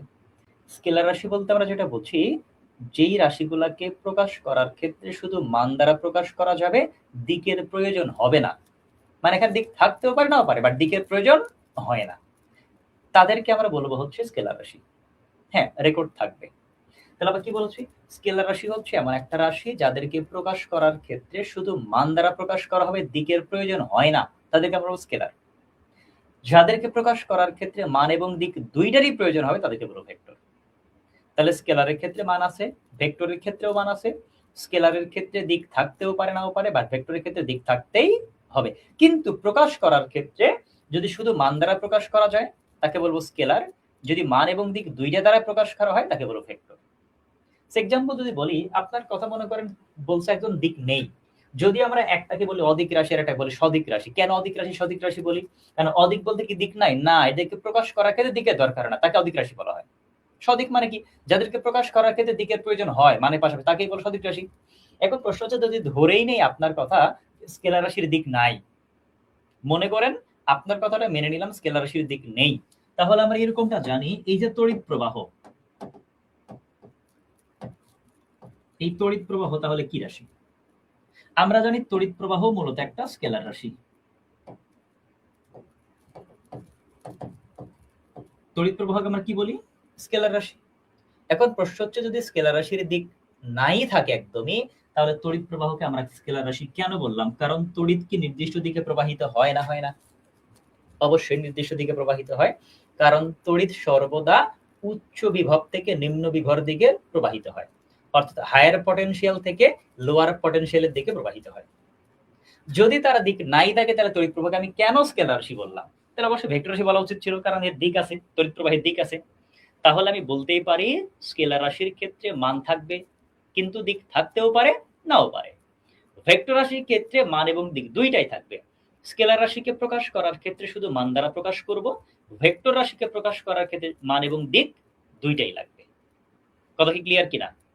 তাহলে আমরা অবশ্যই বলতে পারি যে তড়িৎ প্রবাহ মূলত একটা স্কেলার রাশি, কারণ তড়িৎ একটা নির্দিষ্ট দিকে প্রবাহিত হয়, অর্থাৎ উচ্চ বিভব থেকে নিম্ন বিভবের দিকে যায়, হায়ার পটেনশিয়াল থেকে লোয়ার পটেনশিয়াল দিকে সর্বদা সে প্রবাহিত হয়।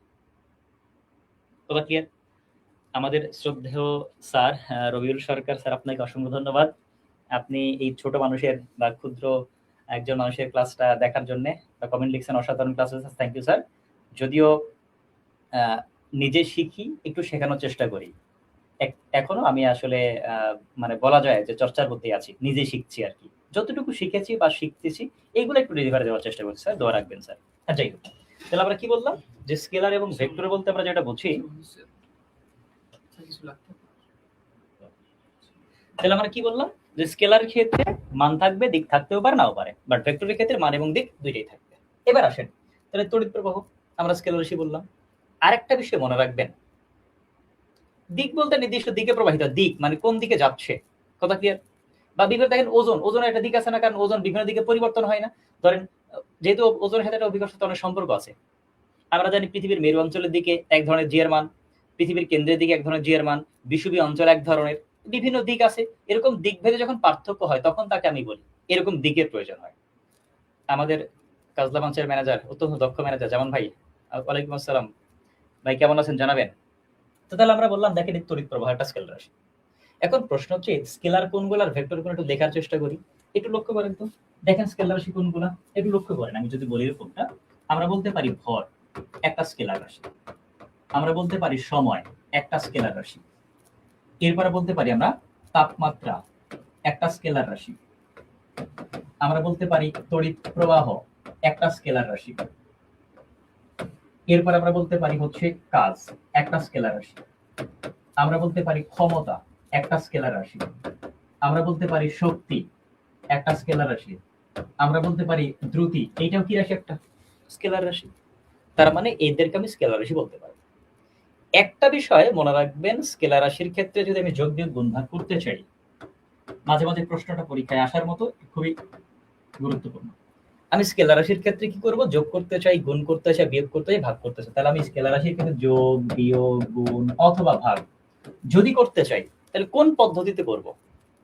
অবশ্যই স্কেলারের ক্ষেত্রে স্কেলার রাশিগুলা একটা নির্দিষ্ট ফরম্যাট, মানে যে ফরম্যাট কি হচ্ছে, তাদের ক্ষেত্রে যোগ বিয়োগ গুণ ভাগ যদি করতে চাই, অবশ্যই সেটা কি করতে হবে? বীজগাণিতিক ফরম্যাট মেনে। তার মানে আমরা বলতেই পারি যে স্কেলার রাশির ক্ষেত্রে যোগ বিয়োগ গুণ ভাগ কোন পদ্ধতিতে হবে? বীজগাণিতিক পদ্ধতিতে হবে, অবশ্যই জ্যামিতিক পদ্ধতিতে হবে না। তাহলে স্কেলার রাশির ক্ষেত্রে স্পেসিফিক তথ্য হচ্ছে এদের যোগ বিয়োগ গুণ ভাগ বীজগাণিতিক পদ্ধতিতে করতে হবে, অন্য পদ্ধতিতে হবে না। কিন্তু অপরদিকে ভেক্টরের ক্ষেত্রে যদি বলতাম, ভেক্টর অবশ্যই বীজগাণিতিক ফরম্যাট মানে না। ভেক্টরের ক্ষেত্রে যোগ বিয়োগ গুণ ভাগ হয় জ্যামিতিক ফরম্যাটে। তাহলে আমি কি বললাম? স্কেলার রাশির ক্ষেত্রে মান থাকবে, দিক থাকতেও পারে, নাও পারে। প্রকাশ করার ক্ষেত্রে শুধু মান দ্বারা প্রকাশ করব। স্কেলার রাশির ক্ষেত্রে যখন যোগ বিয়োগ গুণ ভাগ আমি করতে চাইবো, কি ফরম্যাটে করব? বীজগাণিতিক ফরম্যাটে করব। আর ভেক্টর রাশির ক্ষেত্রে যদি যোগ বিয়োগ গুণ ভাগ করতে চাই, অবশ্যই জ্যামিতিক ফরম্যাটে করতে, বীজগাণিতিক ফরম্যাটে হবে না। তাহলে আমরা স্কেলার রাশি বুঝলাম। তাহলে ভেক্টর রাশি একটু লেখার চেষ্টা করি, দেখেন তো। তাহলে আমরা যদি বলি এরকমটা, তাহলে ভেক্টর রাশি তাহলে কি? ভেক্টর রাশি হচ্ছে এমন একটা রাশি যাদেরকে প্রকাশ করার ক্ষেত্রে মান এবং দিক উভয়েরই প্রয়োজন হবে। তার মানে যে সকল রাশিকে প্রকাশ করার ক্ষেত্রে মান এবং দিক দুইটারই প্রয়োজন হবে তাদেরকে বলবো আমরা ভেক্টর রাশি। তাহলে স্কেলারকে প্রকাশ করার ক্ষেত্রে মান দ্বারা প্রকাশ করব, ভেক্টরকে প্রকাশ করার ক্ষেত্রে মান এবং দিক দুইটা দ্বারা প্রকাশ করব। এবার আসেন, এই যে ভেক্টর রাশির ক্ষেত্রে যদি আমি যোগ করতে চাই, বিয়োগ করতে চাই, গুণ করতে চাই অথবা ভাগ করতে চাই, অবশ্যই এটাকে করব আমি কোন পদ্ধতিতে? জ্যামিতিক পদ্ধতিতে। এইটাকে আমি যোগ বিয়োগ গুণ ভাগ করব কোন পদ্ধতিতে? অবশ্যই জ্যামিতিক পদ্ধতিতে, বীজগাণিতিক ফরম্যাটে করা যাবে না। তাহলে একটা ফরম্যাট মানবে বীজগাণিতিক ফরম্যাট যেটা স্কেলার রাশি, একটা মানবে জ্যামিতিক ফরম্যাট যেটা ভেক্টর রাশি। তাহলে ভেক্টর রাশি আসলে কোনগুলা? আমি বলতে পারি বল, আমি বলতে পারি বেগ, আমি বলতে পারি সরণ, আমি বলতে পারি ত্বরণ, আমি বলতে পারি মন্দন, আমি বলতে পারি ওজন, আমি বলতে পারি অভিকর্ষ ত্বরণ, অভিকর্ষ ত্বরণ। এই প্রত্যেকটাই হচ্ছে এক একটা ভেক্টর রাশির ধারণা। কথা কি ক্লিয়ার কিনা একটু জানাবেন তো, একটু লিখে নেন। তাহলে স্কেলার এবং ভেক্টর সম্পর্কে যে বেসিক গুলো বললাম, আর কোনো সমস্যা হওয়ার কথা না আশা করা যায়। তারপরেও একটু জানাবেন বিষয়গুলো ক্লিয়ার কিনা, বিষয়গুলা ক্লিয়ার কিনা একটু জানাবেন। স্কেলার এবং ভেক্টর এই দুইটা কনসেপ্ট ক্লিয়ার কিনা, আশা করা যায় আর কোনো সমস্যা হওয়ার কথা না ভবিষ্যতে স্কেলার এবং ভেক্টর সম্পর্কে। যারা যারা যুক্ত হয়েছেন একটু জানাবেন বিষয়টা ক্লিয়ার কিনা।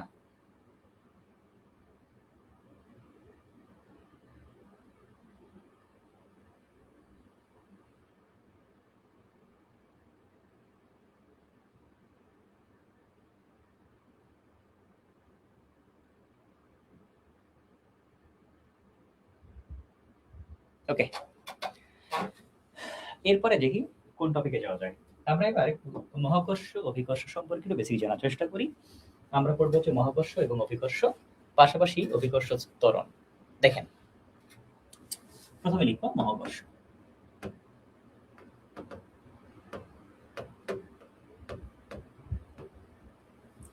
মহাকর্ষ একটু যদি বলছি মহাকর্ষ বিষয়টা কি, এটা মনে করেন মহাবিশ্ব।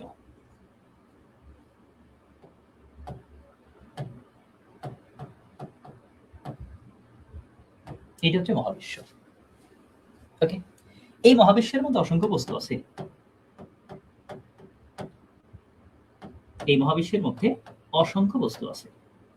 এই অসংখ্য বস্তুর মধ্যে যে কোনো দুইটা বস্তু চিন্তা করলাম আমি,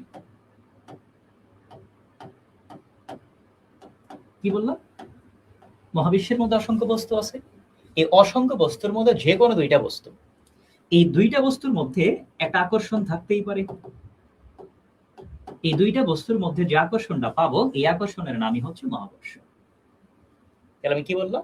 তাহলে মহাবিশ্বের মধ্যে অসংখ্য বস্তু থাকে, এই অসংখ্য বস্তুর মধ্যে যে কোনো দুইটা বস্তুর যে আকর্ষণটা, সেই আকর্ষণটা আমি বলবো মহাকর্ষ। তাহলে সংজ্ঞা কি লিখতাম? যে মহাবিশ্বের যে কোনো দুইটি বস্তুর মধ্যকার আকর্ষণকে বলা হয় মহাকর্ষ, তাই না? এখন প্রশ্ন হচ্ছে, দেখেন তো, যদি আমি এরকমটা বলি এই চাঁদের সাথে সূর্যের একটা আকর্ষণ আছে না নাই? তাহলে চাঁদের সাথে সূর্যের একটা আকর্ষণ আছে, তার নাম মহাকর্ষ হবে। যদি আমি এরকমটা চিন্তা করতাম যে চাঁদের সাথে বিভিন্ন নক্ষত্রের আকর্ষণ আছে, এই চাঁদের সাথে বিভিন্ন নক্ষত্রের যে আকর্ষণ, তার নাম মহাকর্ষ বলতে পারি। স্কেলার ভেক্টরের ক্ষেত্রে মাত্রা আমরা একটু পরে আসতেছি, এগুলো মাত্রা জেনে লাভ নাই, কারণ পরীক্ষায় আসে না।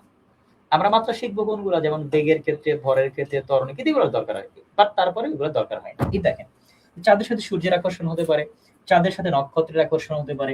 এরপর আমরা বলতে পারি লোহার সাথে চুম্বকের আকর্ষণ হতে পারে। লোহার সাথে কিসের আকর্ষণ? চুম্বকের আকর্ষণ হতে পারে। এছাড়াও যদি আপনি চিন্তা করেন, এরকম বলতে পারেন যে পৃথিবীর সাথে সূর্যের আকর্ষণ হতে পারে, পৃথিবীর সাথে সূর্যের আকর্ষণ হতে পারে, পৃথিবীর সাথে চাঁদের আকর্ষণ হতে পারে। এই প্রত্যেকটা আকর্ষণকে আমি বলবো এক একটা মহাকর্ষ। কেন? কারণ মহাবিশ্বের মধ্যকার যে কোনো দুইটা বস্তুর যখন আকর্ষণ পাবো, সেই আকর্ষণের নামই হচ্ছে মহাকর্ষ।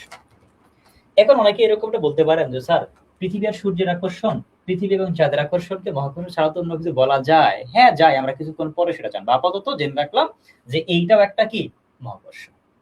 তাহলে আমি চাঁদের সাথে সূর্যের আকর্ষণ বলবো, চাঁদের সাথে নক্ষত্রের আকর্ষণ বলবো, সূর্যের সাথে পৃথিবীর আকর্ষণ, চাঁদের সাথে পৃথিবীর আকর্ষণ, লোহার সাথে চুম্বকের আকর্ষণ, প্রত্যেকটা আকর্ষণের নামই হচ্ছে মহাকর্ষ। তাই মানে এবার আসেন যদি এরকমটা বলি যে যেহেতু মহাকর্ষ জানলাম যে মহাবিশ্বের যে কোনো দুইটা বস্তুর আকর্ষণের নাম মহাকর্ষ, একজন বিজ্ঞানী আছে যার নাম হচ্ছে স্যার আইজ্যাক নিউটন, খুবই আমাদের একজন পরিচিত বিজ্ঞানী বলতে পারেন। কেমন পরিচিত? কারণ তাকে আমরা বলি হচ্ছে পদার্থবিজ্ঞানের জনক, যার নাম হচ্ছে sir Isaac Newton. Sir Isaac Newton, এই যে বিজ্ঞানী স্যার আইজ্যাক নিউটন, এই স্যার আইজ্যাক নিউটনকে আমরা বলি হচ্ছে পদার্থবিজ্ঞানের জনক।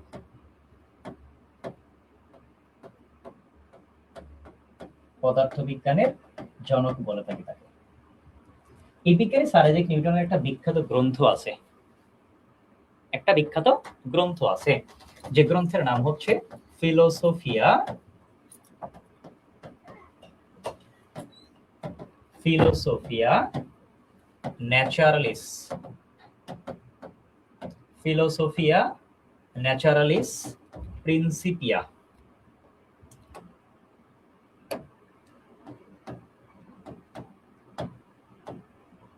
Principia Mathematica. কি নাম বলছি? আমরা বললাম এরকমটা যে ফিলোসোফিয়া ন্যাচারালিস প্রিন্সিপিয়া ম্যাথমেটিকা।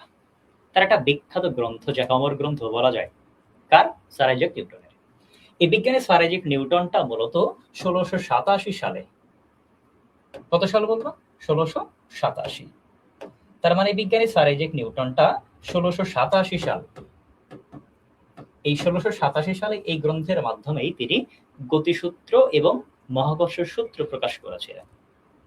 তার মানে আমরা যেটাকে বলি নিউটনের গতিসূত্র আর নিউটনের মহাকর্ষ সূত্র, দুইটাই দিয়েছিল কে? বিজ্ঞানী স্যার আইজ্যাক নিউটন। কত সালে? 1687 সালে। কোন গ্রন্থের মাধ্যমে? এই গ্রন্থ, অর্থাৎ ফিলোসোফিয়া ন্যাচারালিস প্রিন্সিপিয়া ম্যাথমেটিকা। এই গ্রন্থের মাধ্যমে তিনি 1687 সালে গতিসূত্র প্রকাশ করেছিলেন, মহাকর্ষ সূত্র প্রকাশ করেছিলেন। কথা কি ক্লিয়ার? এবার আসেন তিনি এই মহাকর্ষ সূত্রে তিনি কি বলেছিলেন। বিজ্ঞানী স্যার আইজ্যাক নিউটন বলেছিলেন এরকমটা, যেহেতু মহাকর্ষের ক্ষেত্রে দুইটা বস্তু লাগবে, আমি চিন্তা করলাম এটা একটা m1 ভরের একটা বস্তু চিন্তা করলাম, অপরদিকে m2 ভরের একটা বস্তু চিন্তা করলাম, দুইটা বস্তু। আর এই দুইটার মধ্যে আকর্ষণ ছাড়া কি মহাকর্ষ হবে? হবে না, কারণ মহাকর্ষ হতে গেলে যে কোনো দুইটা বস্তুর আকর্ষণ লাগবে। এই দুইটা বস্তু মনে করেন তারা একটা বলে আকর্ষণ করছে, যেটা আমি চিন্তা করলাম F বলে আকর্ষণ করছে। অবশ্যই দুইটা বস্তুটা নির্দিষ্ট দূরত্বের মধ্যে অবস্থান করছে, তাদের মধ্যবর্তী দূরত্ব আছে। আমি চিন্তা করলাম এরা নির্দিষ্ট যেটা দূরত্ব অবস্থান করছে, এদের মধ্যবর্তী যে দূরত্বটা, সেই দূরত্বকে আমি চিন্তা করলাম d। তাহলে নিউটন কি বললো? নিউটন বলছে এরকমটা, যেহেতু মহাবিশ্বের দুইটা বস্তু পরস্পর আকর্ষণ করে, এই আকর্ষণ বলের মান যদি F হয়, কি হয়? F হয়। এই আকর্ষণ বলের মান যদি F হয়, তাহলে এই আকর্ষণ বলটা হবে কি? এই দুইটা বস্তুর যে ভর, একটা ছিল m1 আর একটা হচ্ছে m2, এই দুইটা বস্তুর ভরের হবে গুণফলের সমানুপাতিক। কি বললাম? তিনি বলছেন মহাবিশ্বের যে কোনো দুইটি বস্তু পরস্পর যেহেতু আকর্ষণ করবে, এই আকর্ষণ বলের মানটা হবে কি? বস্তু দুইটার যে ভর তার গুণফলের হবে সমানুপাতিক। পাশাপাশি এদের মধ্যবর্তী দূরত্ব আছে, অর্থাৎ দূরত্ব বলতে d বুঝিয়েছে এখানে। এদের মধ্যবর্তী যে দূরত্ব, সেই দূরত্বকে আমি d বলতে পারি, দূরত্বের হয় বর্গের ব্যস্তানুপাতিক। কি বললাম? দূরত্বের বর্গের কি হয়? ব্যস্তানুপাতিক। আর এই বলটা তাদের সংযোজক সরল রেখা বরাবর ক্রিয়া করবে। এটাই হচ্ছে নিউটনের মহাকর্ষ সূত্র। কি বললাম? মহাবিশ্বের যে কোনো দুইটি বস্তু পরস্পর আকর্ষণ করে, এই আকর্ষণ বলের মান বস্তু দুইটির ভরের গুণফলের সমানুপাতিক, পাশাপাশি তাদের মধ্যবর্তী দূরত্বের বর্গের ব্যস্তানুপাতিক। আর এই বলটা তাদের সংযোজক সরল রেখা বরাবর ক্রিয়া করে। এবার এখান থেকে যদি সমীকরণটাকে একটু ভাঙতে চাই, দেখেন আমরা বলতে পারি, এরকম বলতে পারি F সমানুপাতিক m1 m2 আর নিচে থাকবে d স্কয়ার। এবার এটাকে আরেকটু সিম্পলিফাই যদি করি, সমানুপাতিকটাকে সমানে কনভার্ট করতে পারি, একটা ধ্রুবক আসবে, আর সেই ধ্রুবককে আমরা বলবো যে g। তাহলে আমরা বলতে পারি g m1 m2 by d square. এখানে g বলতে কি বুঝলাম? g হচ্ছে নিউটনের একটা মহাকর্ষীয় ধ্রুবক। কি বললাম? g হচ্ছে নিউটনের মহাকর্ষীয় ধ্রুবক, আর তার একটা নির্দিষ্ট মান আছে। কতটুকু মান? এই পরীক্ষার জন্য গুরুত্বপূর্ণ, পিডির জন্য গুরুত্বপূর্ণ g এর মান কতটুকু।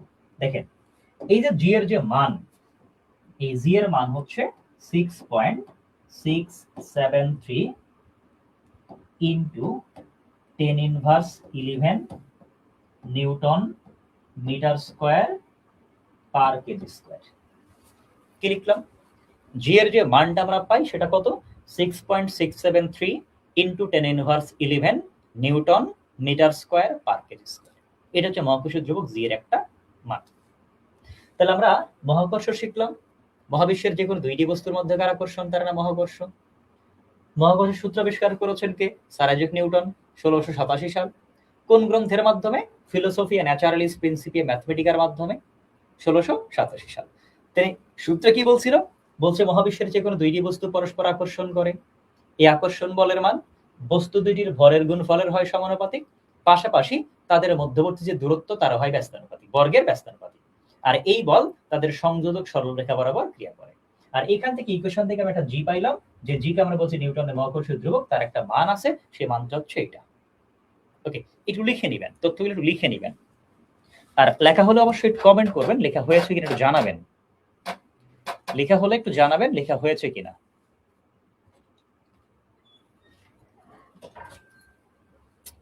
বিশেষ কনফিডেন্ট নরসিংদী, আলহামদুলিল্লাহ। শরীফ ভাই আপনি কেমন আছেন জানাবেন। একটু লেখা হলে একটু জানাবেন যে আমরা লিখছি কিনা, আমরা লিখতে পেরেছি কিনা একটু জানাবেন। আর একটা টপিক আমরা পড়বো যেটা হচ্ছে অভিকর্ষ আর অভিকর্ষ স্তরণ। খুবই গুরুত্বপূর্ণ একটা প্রশ্ন টপিক, যেটা প্রিলিমিনারির জন্য। অভিকর্ষ স্তরণ থেকে প্রিলিমিনারিতে মাঝে মাঝে প্রশ্ন হয়। সো এই টপিকটা একটু শেখার চেষ্টা করবো আজকে আমরা। লেখা হয়েছে একটু জানাবেন আমাকে যে লেখা হয়েছে কিনা।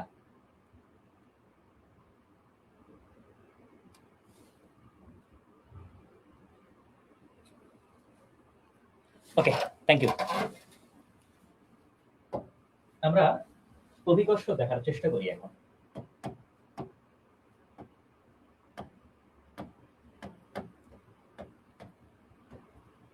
দেখেন অভিকর্ষ দেখি।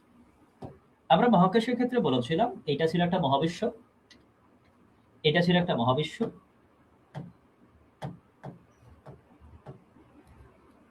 আর মহাবিশ্বের মধ্যে যে কোনো দুইটি বস্তুর আকর্ষণকে আমরা কি বলেছিলাম? মহাকর্ষ। তাহলে আমরা বলেছিলাম মহাবিশ্বের মধ্যে অসংখ্য বস্তু থাকবে। এই অসংখ্য বস্তুর মধ্যে যে কোনো দুইটি বস্তুর আকর্ষণকে আমরা মহাকর্ষ বলেছিলাম। কিন্তু মনে রাখবেন অভিকর্ষ হতে গেলে দুইটা বস্তুর আকর্ষণই লাগবে, কিন্তু দুইটার মধ্যে একটা স্পেসিফিক বস্তু থাকবে যার নাম পৃথিবী। তার মহাবিশ্বের মধ্যে অসংখ্য বস্তু আছে, কোনো সমস্যা নাই। এই অসংখ্য বস্তুর মধ্যে একটা নাম কি লিখছি? পৃথিবী। এই পৃথিবীর সাথে অন্য যে কোনো একটা, কয়টা? একটা। এই পৃথিবীর সাথে অন্য যে কোনো একটি বস্তুর মধ্যে যে আকর্ষণটা আমরা পাবো, এই আকর্ষণের নামই হচ্ছে অভিকর্ষ।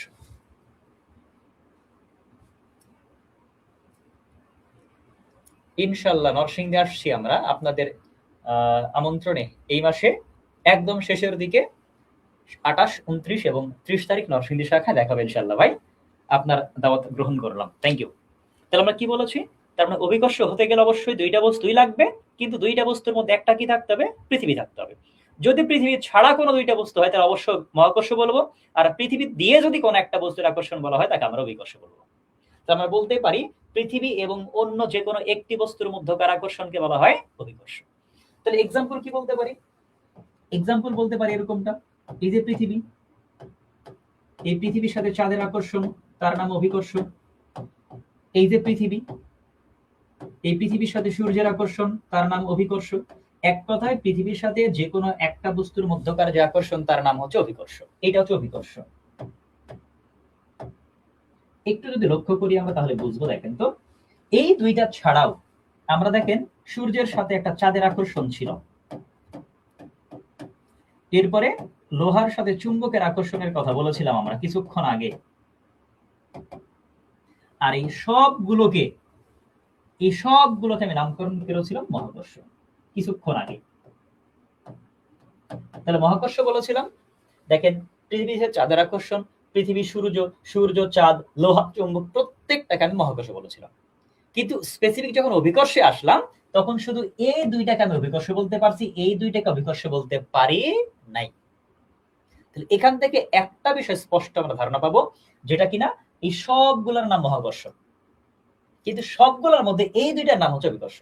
তাহলে আমরা বলতে পারি এই সকল অভিকর্ষকে আমি মহাকর্ষ বলতে পারবো। যেহেতু এই দুইটা মহাকর্ষ অভিকর্ষ নয়, তাহলে সকল মহাকর্ষ অভিকর্ষ বলা যাবে না। তাহলে কি বলতে পারি? সকল অভিকর্ষই মহাকর্ষ, কিন্তু সকল মহাকর্ষ অভিকর্ষ নয়। কথা কি ক্লিয়ার? তাহলে আমরা কি বললাম? আমরা বলতে পারি এরকমটা, সকল অভিকর্ষই মহাকর্ষ, কিন্তু সকল মহাকর্ষ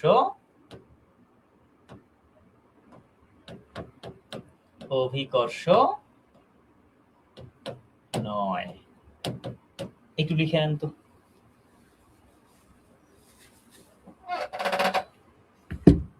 একটু লিখে দিবেন।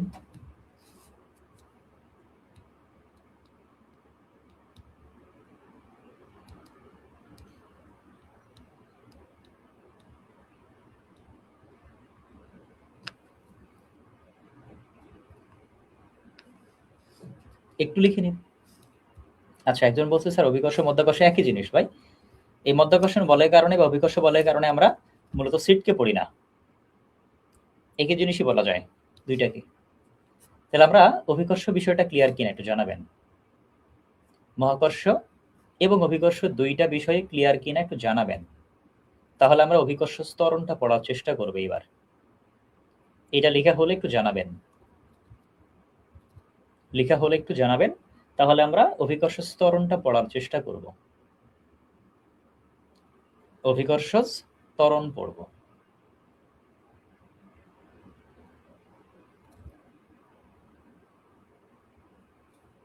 লিখেছি কিনা?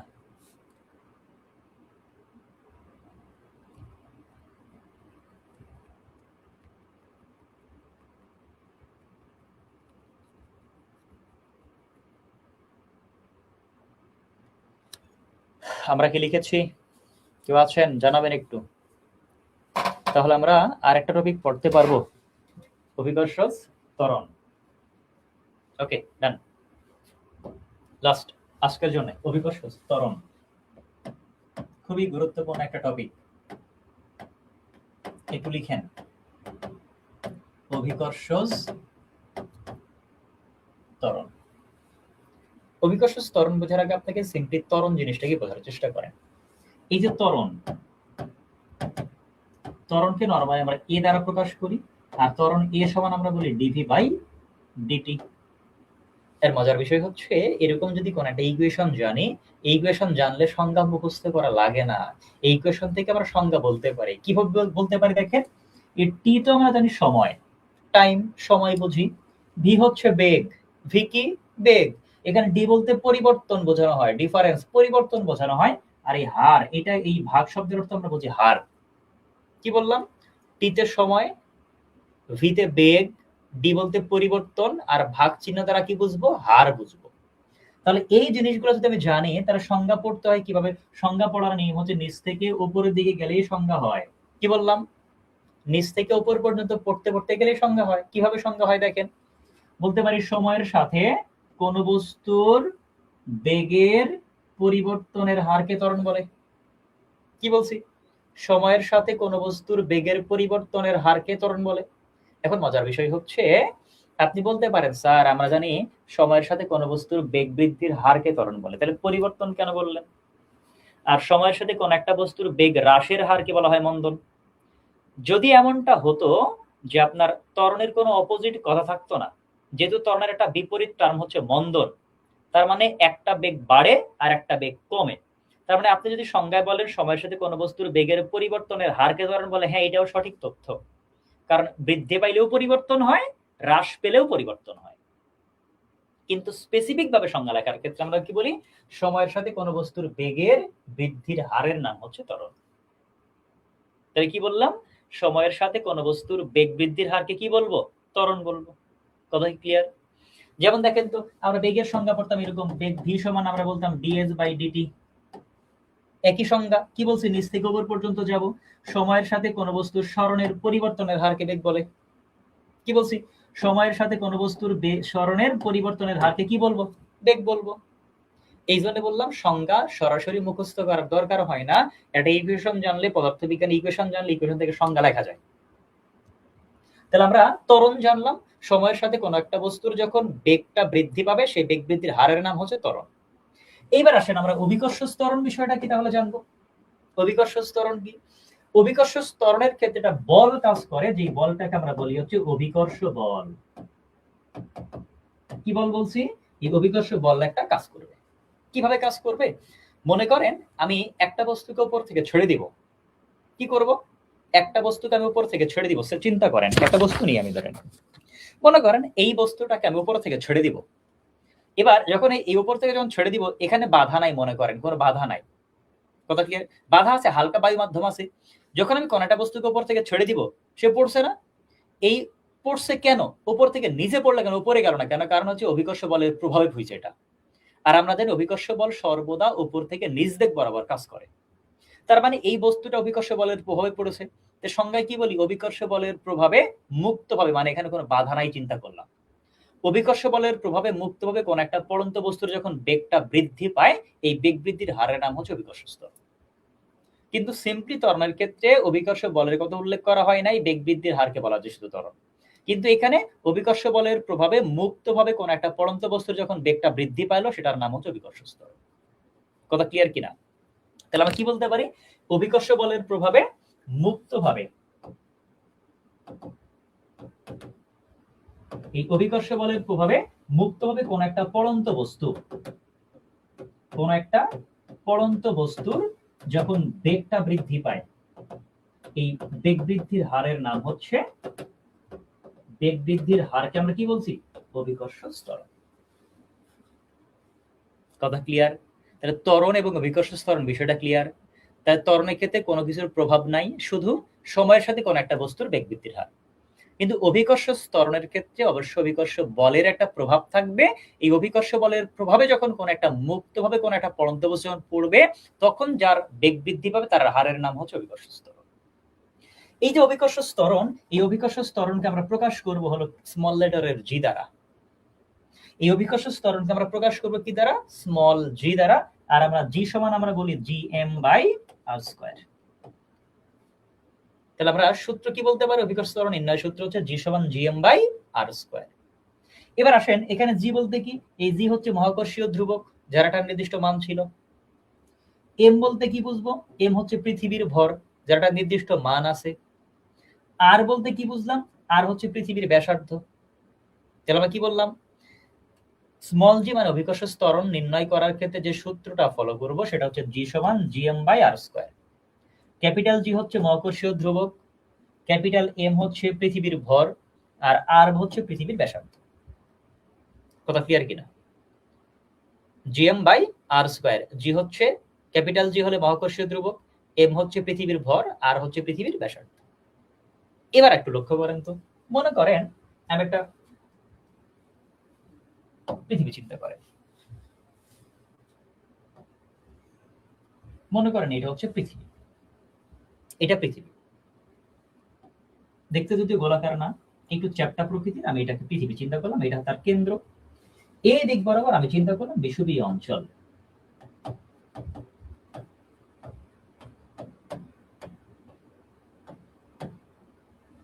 আর এইটা হচ্ছে মেরু অঞ্চল। এই দিক বরাবর এটা হচ্ছে কেন্দ্র থেকে পরিধি পর্যন্ত দূরত্বকে বলে তার ব্যাসার্ধ আর দ্বারা প্রকাশ করলাম, কেন্দ্র থেকে পরিধি পর্যন্ত দূরত্ব তাকে ব্যাসার্ধ বলে আর দ্বারা প্রকাশ করলাম। এবার একটু লক্ষ্য করেন, এই কেন্দ্র থেকে পরিধি পর্যন্ত দূরত্ব ব্যাসার্ধ আমরা বললাম, কোন দিকে ব্যাসার্ধ বেশি? আমি দেখতে পাচ্ছি বিষুবী অঞ্চলের দিকে আর এর মান বেশি, মেরু অঞ্চলের দিকে আর এর মান কম। আমরা সূত্র বলেছিলাম এটা জি সমান G M by R square, G সমান G M by R square. যেহেতু আরটা নিচের অংশে আছে, সো আর এর মান যদি বাড়ে তাহলে জি এর মানটা কমে যাবে, যদি আর এর মান কম হয় তাহলে অবশ্যই জি এর মানটা বেড়ে যাবে। তাহলে এবার একটু লক্ষ্য করেন তো, এই বিষুবী অঞ্চল থেকে যদি বলা হয় তাহলে আর এর মান কি বেশি না? আর এর মান বেশি, তাহলে অবশ্যই আর এর মান বেশি হওয়া মানে জি এর মান কম হবে। আর এই কারণে আমরা বলি এই বিষুবীয় অঞ্চলে জি এর মান সবচেয়ে কম। সেটা কত? 9.78 মিটার পার সেকেন্ড স্কয়ার, সবচেয়ে কম। আর যেহেতু এখানে জি এর মান কম, তাহলে অবশ্যই বস্তুর ওজনও এইখানে কম হবে। কেন? কারণ আমরা ওজনের নির্ণয় সূত্র কি জানি? W সমান mg। m হচ্ছে বস্তুর ভর, g হচ্ছে বিকর্ষণ ত্বরণ। এই দুটোকে গুণ করলে ওজন পাইছি, তার মানে জি এর মান বাড়লে ওজন বাড়বে, জি এর মান কমলে ওজন কমবে। মেরু অঞ্চলের দিকে যান, এখানে আর এর মান কম, সে ক্ষেত্রে জি এর মান হবে কি? বেশি। আর বেশি জি এর মানটা বলতে কত আমরা বুঝি? 9.83 মিটার পার সেকেন্ড স্কয়ার। আর এখানে যেহেতু জি এর মান বেশি, অবশ্যই এখানে বস্তুর ওজন কি হবে? বেশি হবে। কথা ক্লিয়ার? তবে এখান থেকে বলতে পারি যে মেরু অঞ্চলে বস্তুর ওজন হয় সবচেয়ে বেশি, বিষুবীয় অঞ্চলের ওজন সবচেয়ে কম। এবার এই যে পৃথিবীর কেন্দ্র, এই পৃথিবীর কেন্দ্রে যদি যায় তাহলে অবশ্যই জি এর মান হবে 0। তাহলে আমরা বলতে পারি এরকমটা যে পৃথিবীর কেন্দ্রে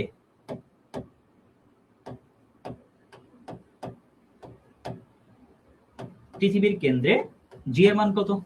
0। পৃথিবীর কেন্দ্রে জি এর মান কত? 0। আমরা যে ভূপৃষ্ঠে বসবাস করি, যখন উপরে উঠবো অথবা নিচে যাব, তার মানে ভূপৃষ্ঠ থেকে যত উপরে অথবা নিচে যাওয়া যায়, ভূপৃষ্ঠ থেকে যত উপরে অথবা নিচে যাওয়া যায়,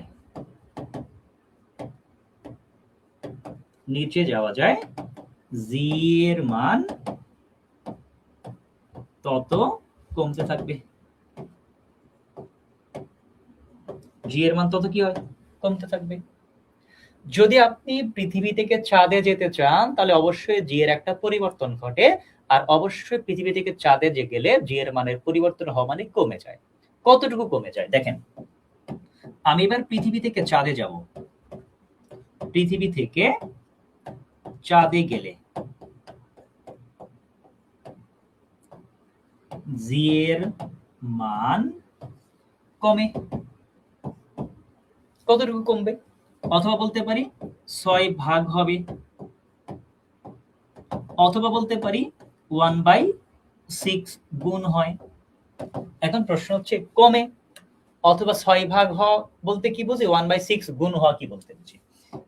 এবার আমি পৃথিবীতে জি এর মান যাচ্ছিল, এই জি কে আমি নিয়ে যাব চাঁদে, তাহলে আমি জি কে 6 দ্বারা ভাগ করে দিব, তাহলে যে মানটা হবে সেটা চাঁদে জি এর মান।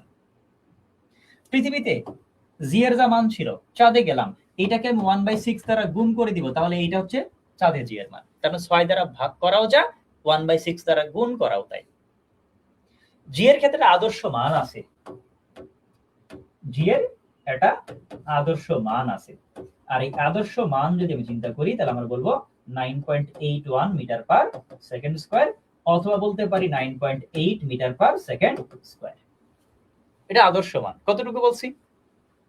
তার মানে আমি বললাম যে জি সমান 9.81 হতে পারে, অথবা 9.8 মিটার পার সেকেন্ড স্কয়ার।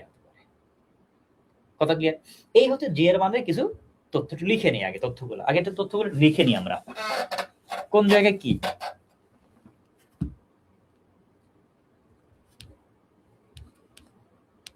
তথ্যগুলো একটু লিখে নিব।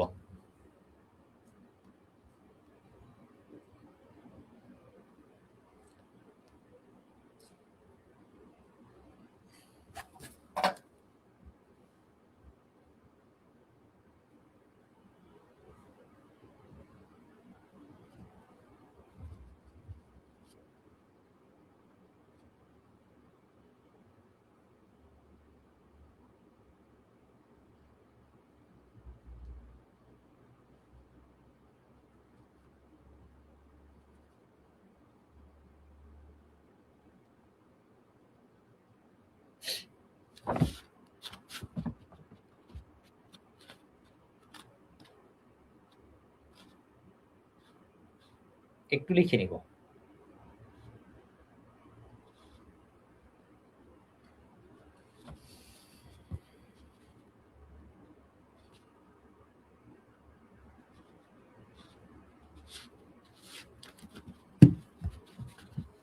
কি বলছেন, একজন বলছেন স্যার জি এর মান উপরের দিকে কত কিলোমিটার শূন্য হয়। স্যার এটা আসলে এক্সাক্ট ওরকম বলা হয় না, এটাকে বলা হচ্ছে অসীম দূরত্বে গেলে। ইনফিনিটি নির্দিষ্ট কোনো মান নাই, কত কিলোমিটার এরকম বলা হয় না। অসীম দূরত্ব গেলে এটা শূন্য হয়ে যাবে নর্মালি। তাহলে আমরা এইটা একটু লিখে নিই। আমরা জি এর যে বিভিন্ন তথ্যগুলা, এখান থেকে প্রশ্ন আসতে পারে পরীক্ষায়। বস্তুর ওজন কোথায় কম, কোথায় বেশি, কোথায় শূন্য, আদর্শ মান কত জি এর, ভূপৃষ্ঠ থেকে উপরে গেলে কি হবে জি এর মান, নিচে নামলে কি হবে, চাঁদে গেলে কেমন পরিবর্তন হবে, এই বিষয়ে যে কোনো তথ্য পরীক্ষায় আসতে পারে।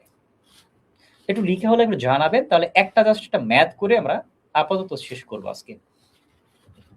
একটু লেখা হলে একটু জানাবেন আমাকে, যদি এটা লেখা হয় তাহলে একটু জানাবেন।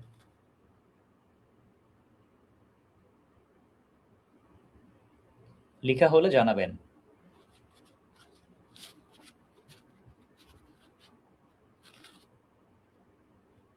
লেখা হলে জানাবো অবশ্যই।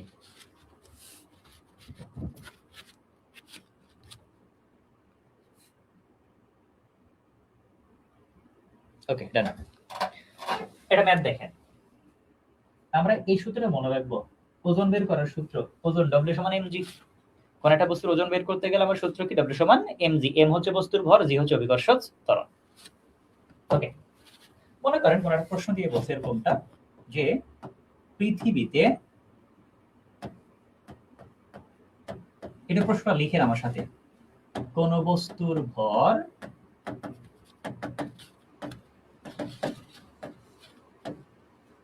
50 কেজি হলে চাঁদে বস্তুটির ওজন কত। কি বললাম, পৃথিবীতে কোন একটা বস্তুর ভর দেওয়া আছে,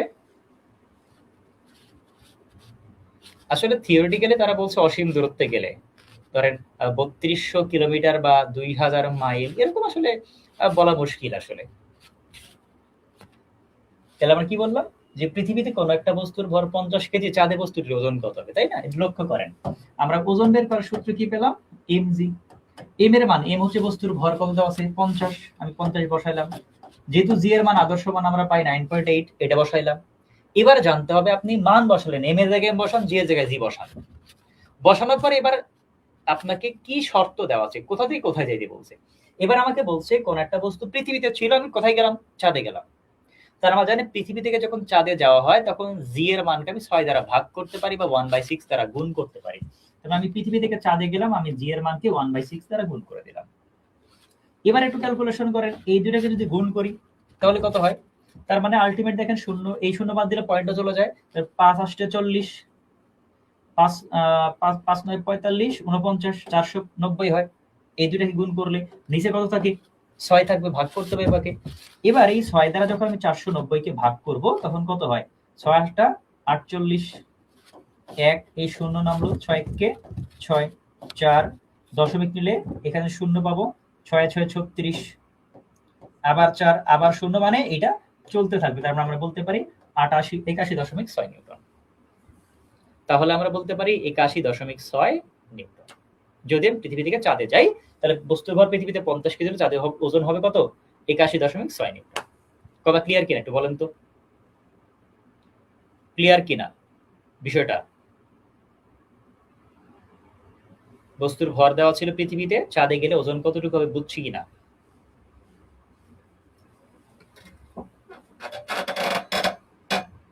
ওকে, দুইটা বেসিক বিষয় মনে রাখবেন ভর এবং ওজন সম্পর্কে। অনেকের জায়গায় ভুলটা করেন।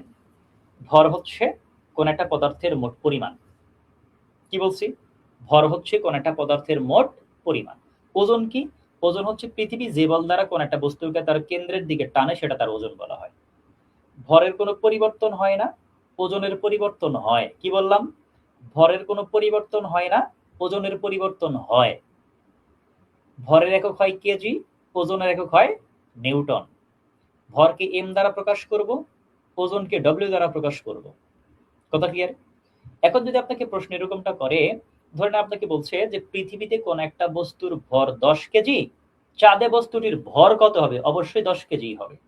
কেন, কারণ ভরের কোনো পরিবর্তন নেই। যদি প্রশ্ন এরকম বলতো যে পৃথিবীতে কোন একটা বস্তুর ভর 10 কেজি, চাঁদে ওজন কত, তাহলে ওজনের পরিবর্তন তখন এই সূত্র দ্বারা ওজন বের করব। যদি আপনাকে বলতো যে ভর 10 কেজি দেওয়া আছে, চাঁদে বস্তুটির ভর কত, মানে ভরের কোনো পরিবর্তন নেই, যা এখানেও ভর তা ওখানেও ভর। এবার আপনাকে বলতে পারে যে চাঁদে কোন একটা বস্তুর ভর 50 কেজি, পৃথিবীতে ভর কত, মানে চাঁদে বস্তুর ভর 50 কেজি, পৃথিবীতেও ভর কত, 50 কেজি। কথা ক্লিয়ার? মনে করেন এই যে আমাদের জামান ভাই, উনি লাইভে, ওনার ভর মনে করেন এখানে 60 কেজি সে। এখন জামান ভাইকে ভর কত বলছে, 60 কেজি। এবার জামান ভাইকে চাঁদে নিয়ে যাওয়া হলো, তাহলে তার ভরের কোনো পরিবর্তন হবে? অবশ্যই হবে না। তার ভর চাঁদে গেলেও কয় কেজি হবে? 60 কেজি হবে। যদি বলতে এরকমটা যে আপনার ভর এখানে 60 কেজি, আপনার ওজন কত চাঁদে, তাহলে ওজনের পরিবর্তন হয়েছে, তখন কি দ্বারা সূত্র বের করতাম? AW সমান mg। কারণ এই সূত্র দ্বারা ভরের জায়গায় ভর বসাইতাম, অভিকর্ষ ত্বরণ যা বসাইতাম তাকে 6 দ্বারা ভাগ করলে ক্যালকুলেশন করে যা হতো সেটা তার ওজন ছিল। তাহলে অবশ্যই ভরের পরিবর্তন হয় না, ওজনের পরিবর্তন হয়। কথা ক্লিয়ার কিনা? যদি আপনাকে প্রশ্ন এরকম করতো যে চাঁদে কোনো বস্তুর ভর 50 কেজি হলে পৃথিবীতে ওজন কত, তাহলে সূত্র তো এইটাই, W সমান mg। এবার চাঁদে বস্তুর ভর আমি বলছিলাম 50, পৃথিবীতে কত, পৃথিবীর কোন অঞ্চল বলা নাই, মানে 9.8 আদর্শ মান দ্বারা গুণ করে দিব। অনেকেই যেটা করতে পারেন, অনেকেই ভাবতে পারেন এরকম, স্যার আমি পৃথিবী থেকে চাঁদে গেলাম 6 দ্বারা ভাগ করেছি, যেটা চাঁদ থেকে পৃথিবীতে 6 দ্বারা গুণ করবো না? না ভাই, গুণ করার দরকার নাই। কেন দরকার নাই? কারণ পৃথিবীতে বিভিন্ন জায়গায় যে একটা নির্দিষ্ট মান আছে। যদি আপনাকে প্রশ্ন করা হয় এরকমটা, চাঁদে কোনো বস্তুর ভর 10 কেজি, পৃথিবীর মেরু অঞ্চলে কত, তখন আমি মেরু অঞ্চল 9.8 দ্বারা গুণ করে যা হবে সেটাই তার ওজন। 6 দ্বারা গুণ করার দরকার নাই।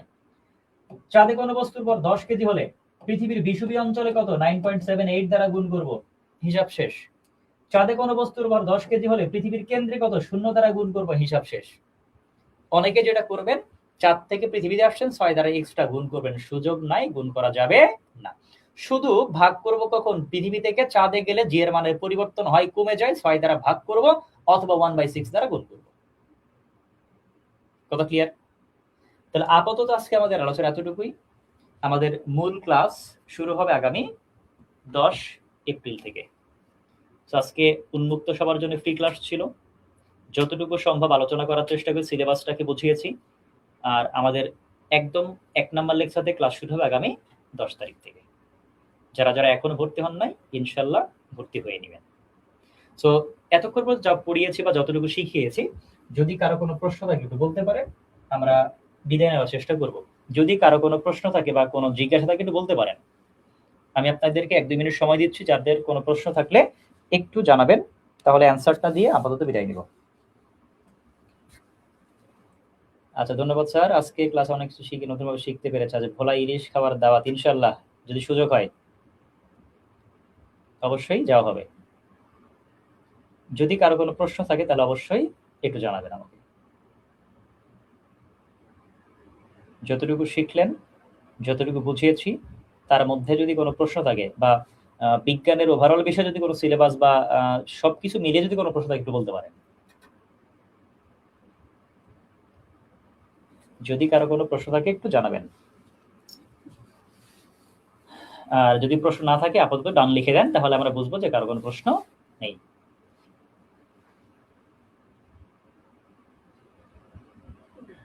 ওকে, সবাইকে ধন্যবাদ। আল্লাহ হাফেজ।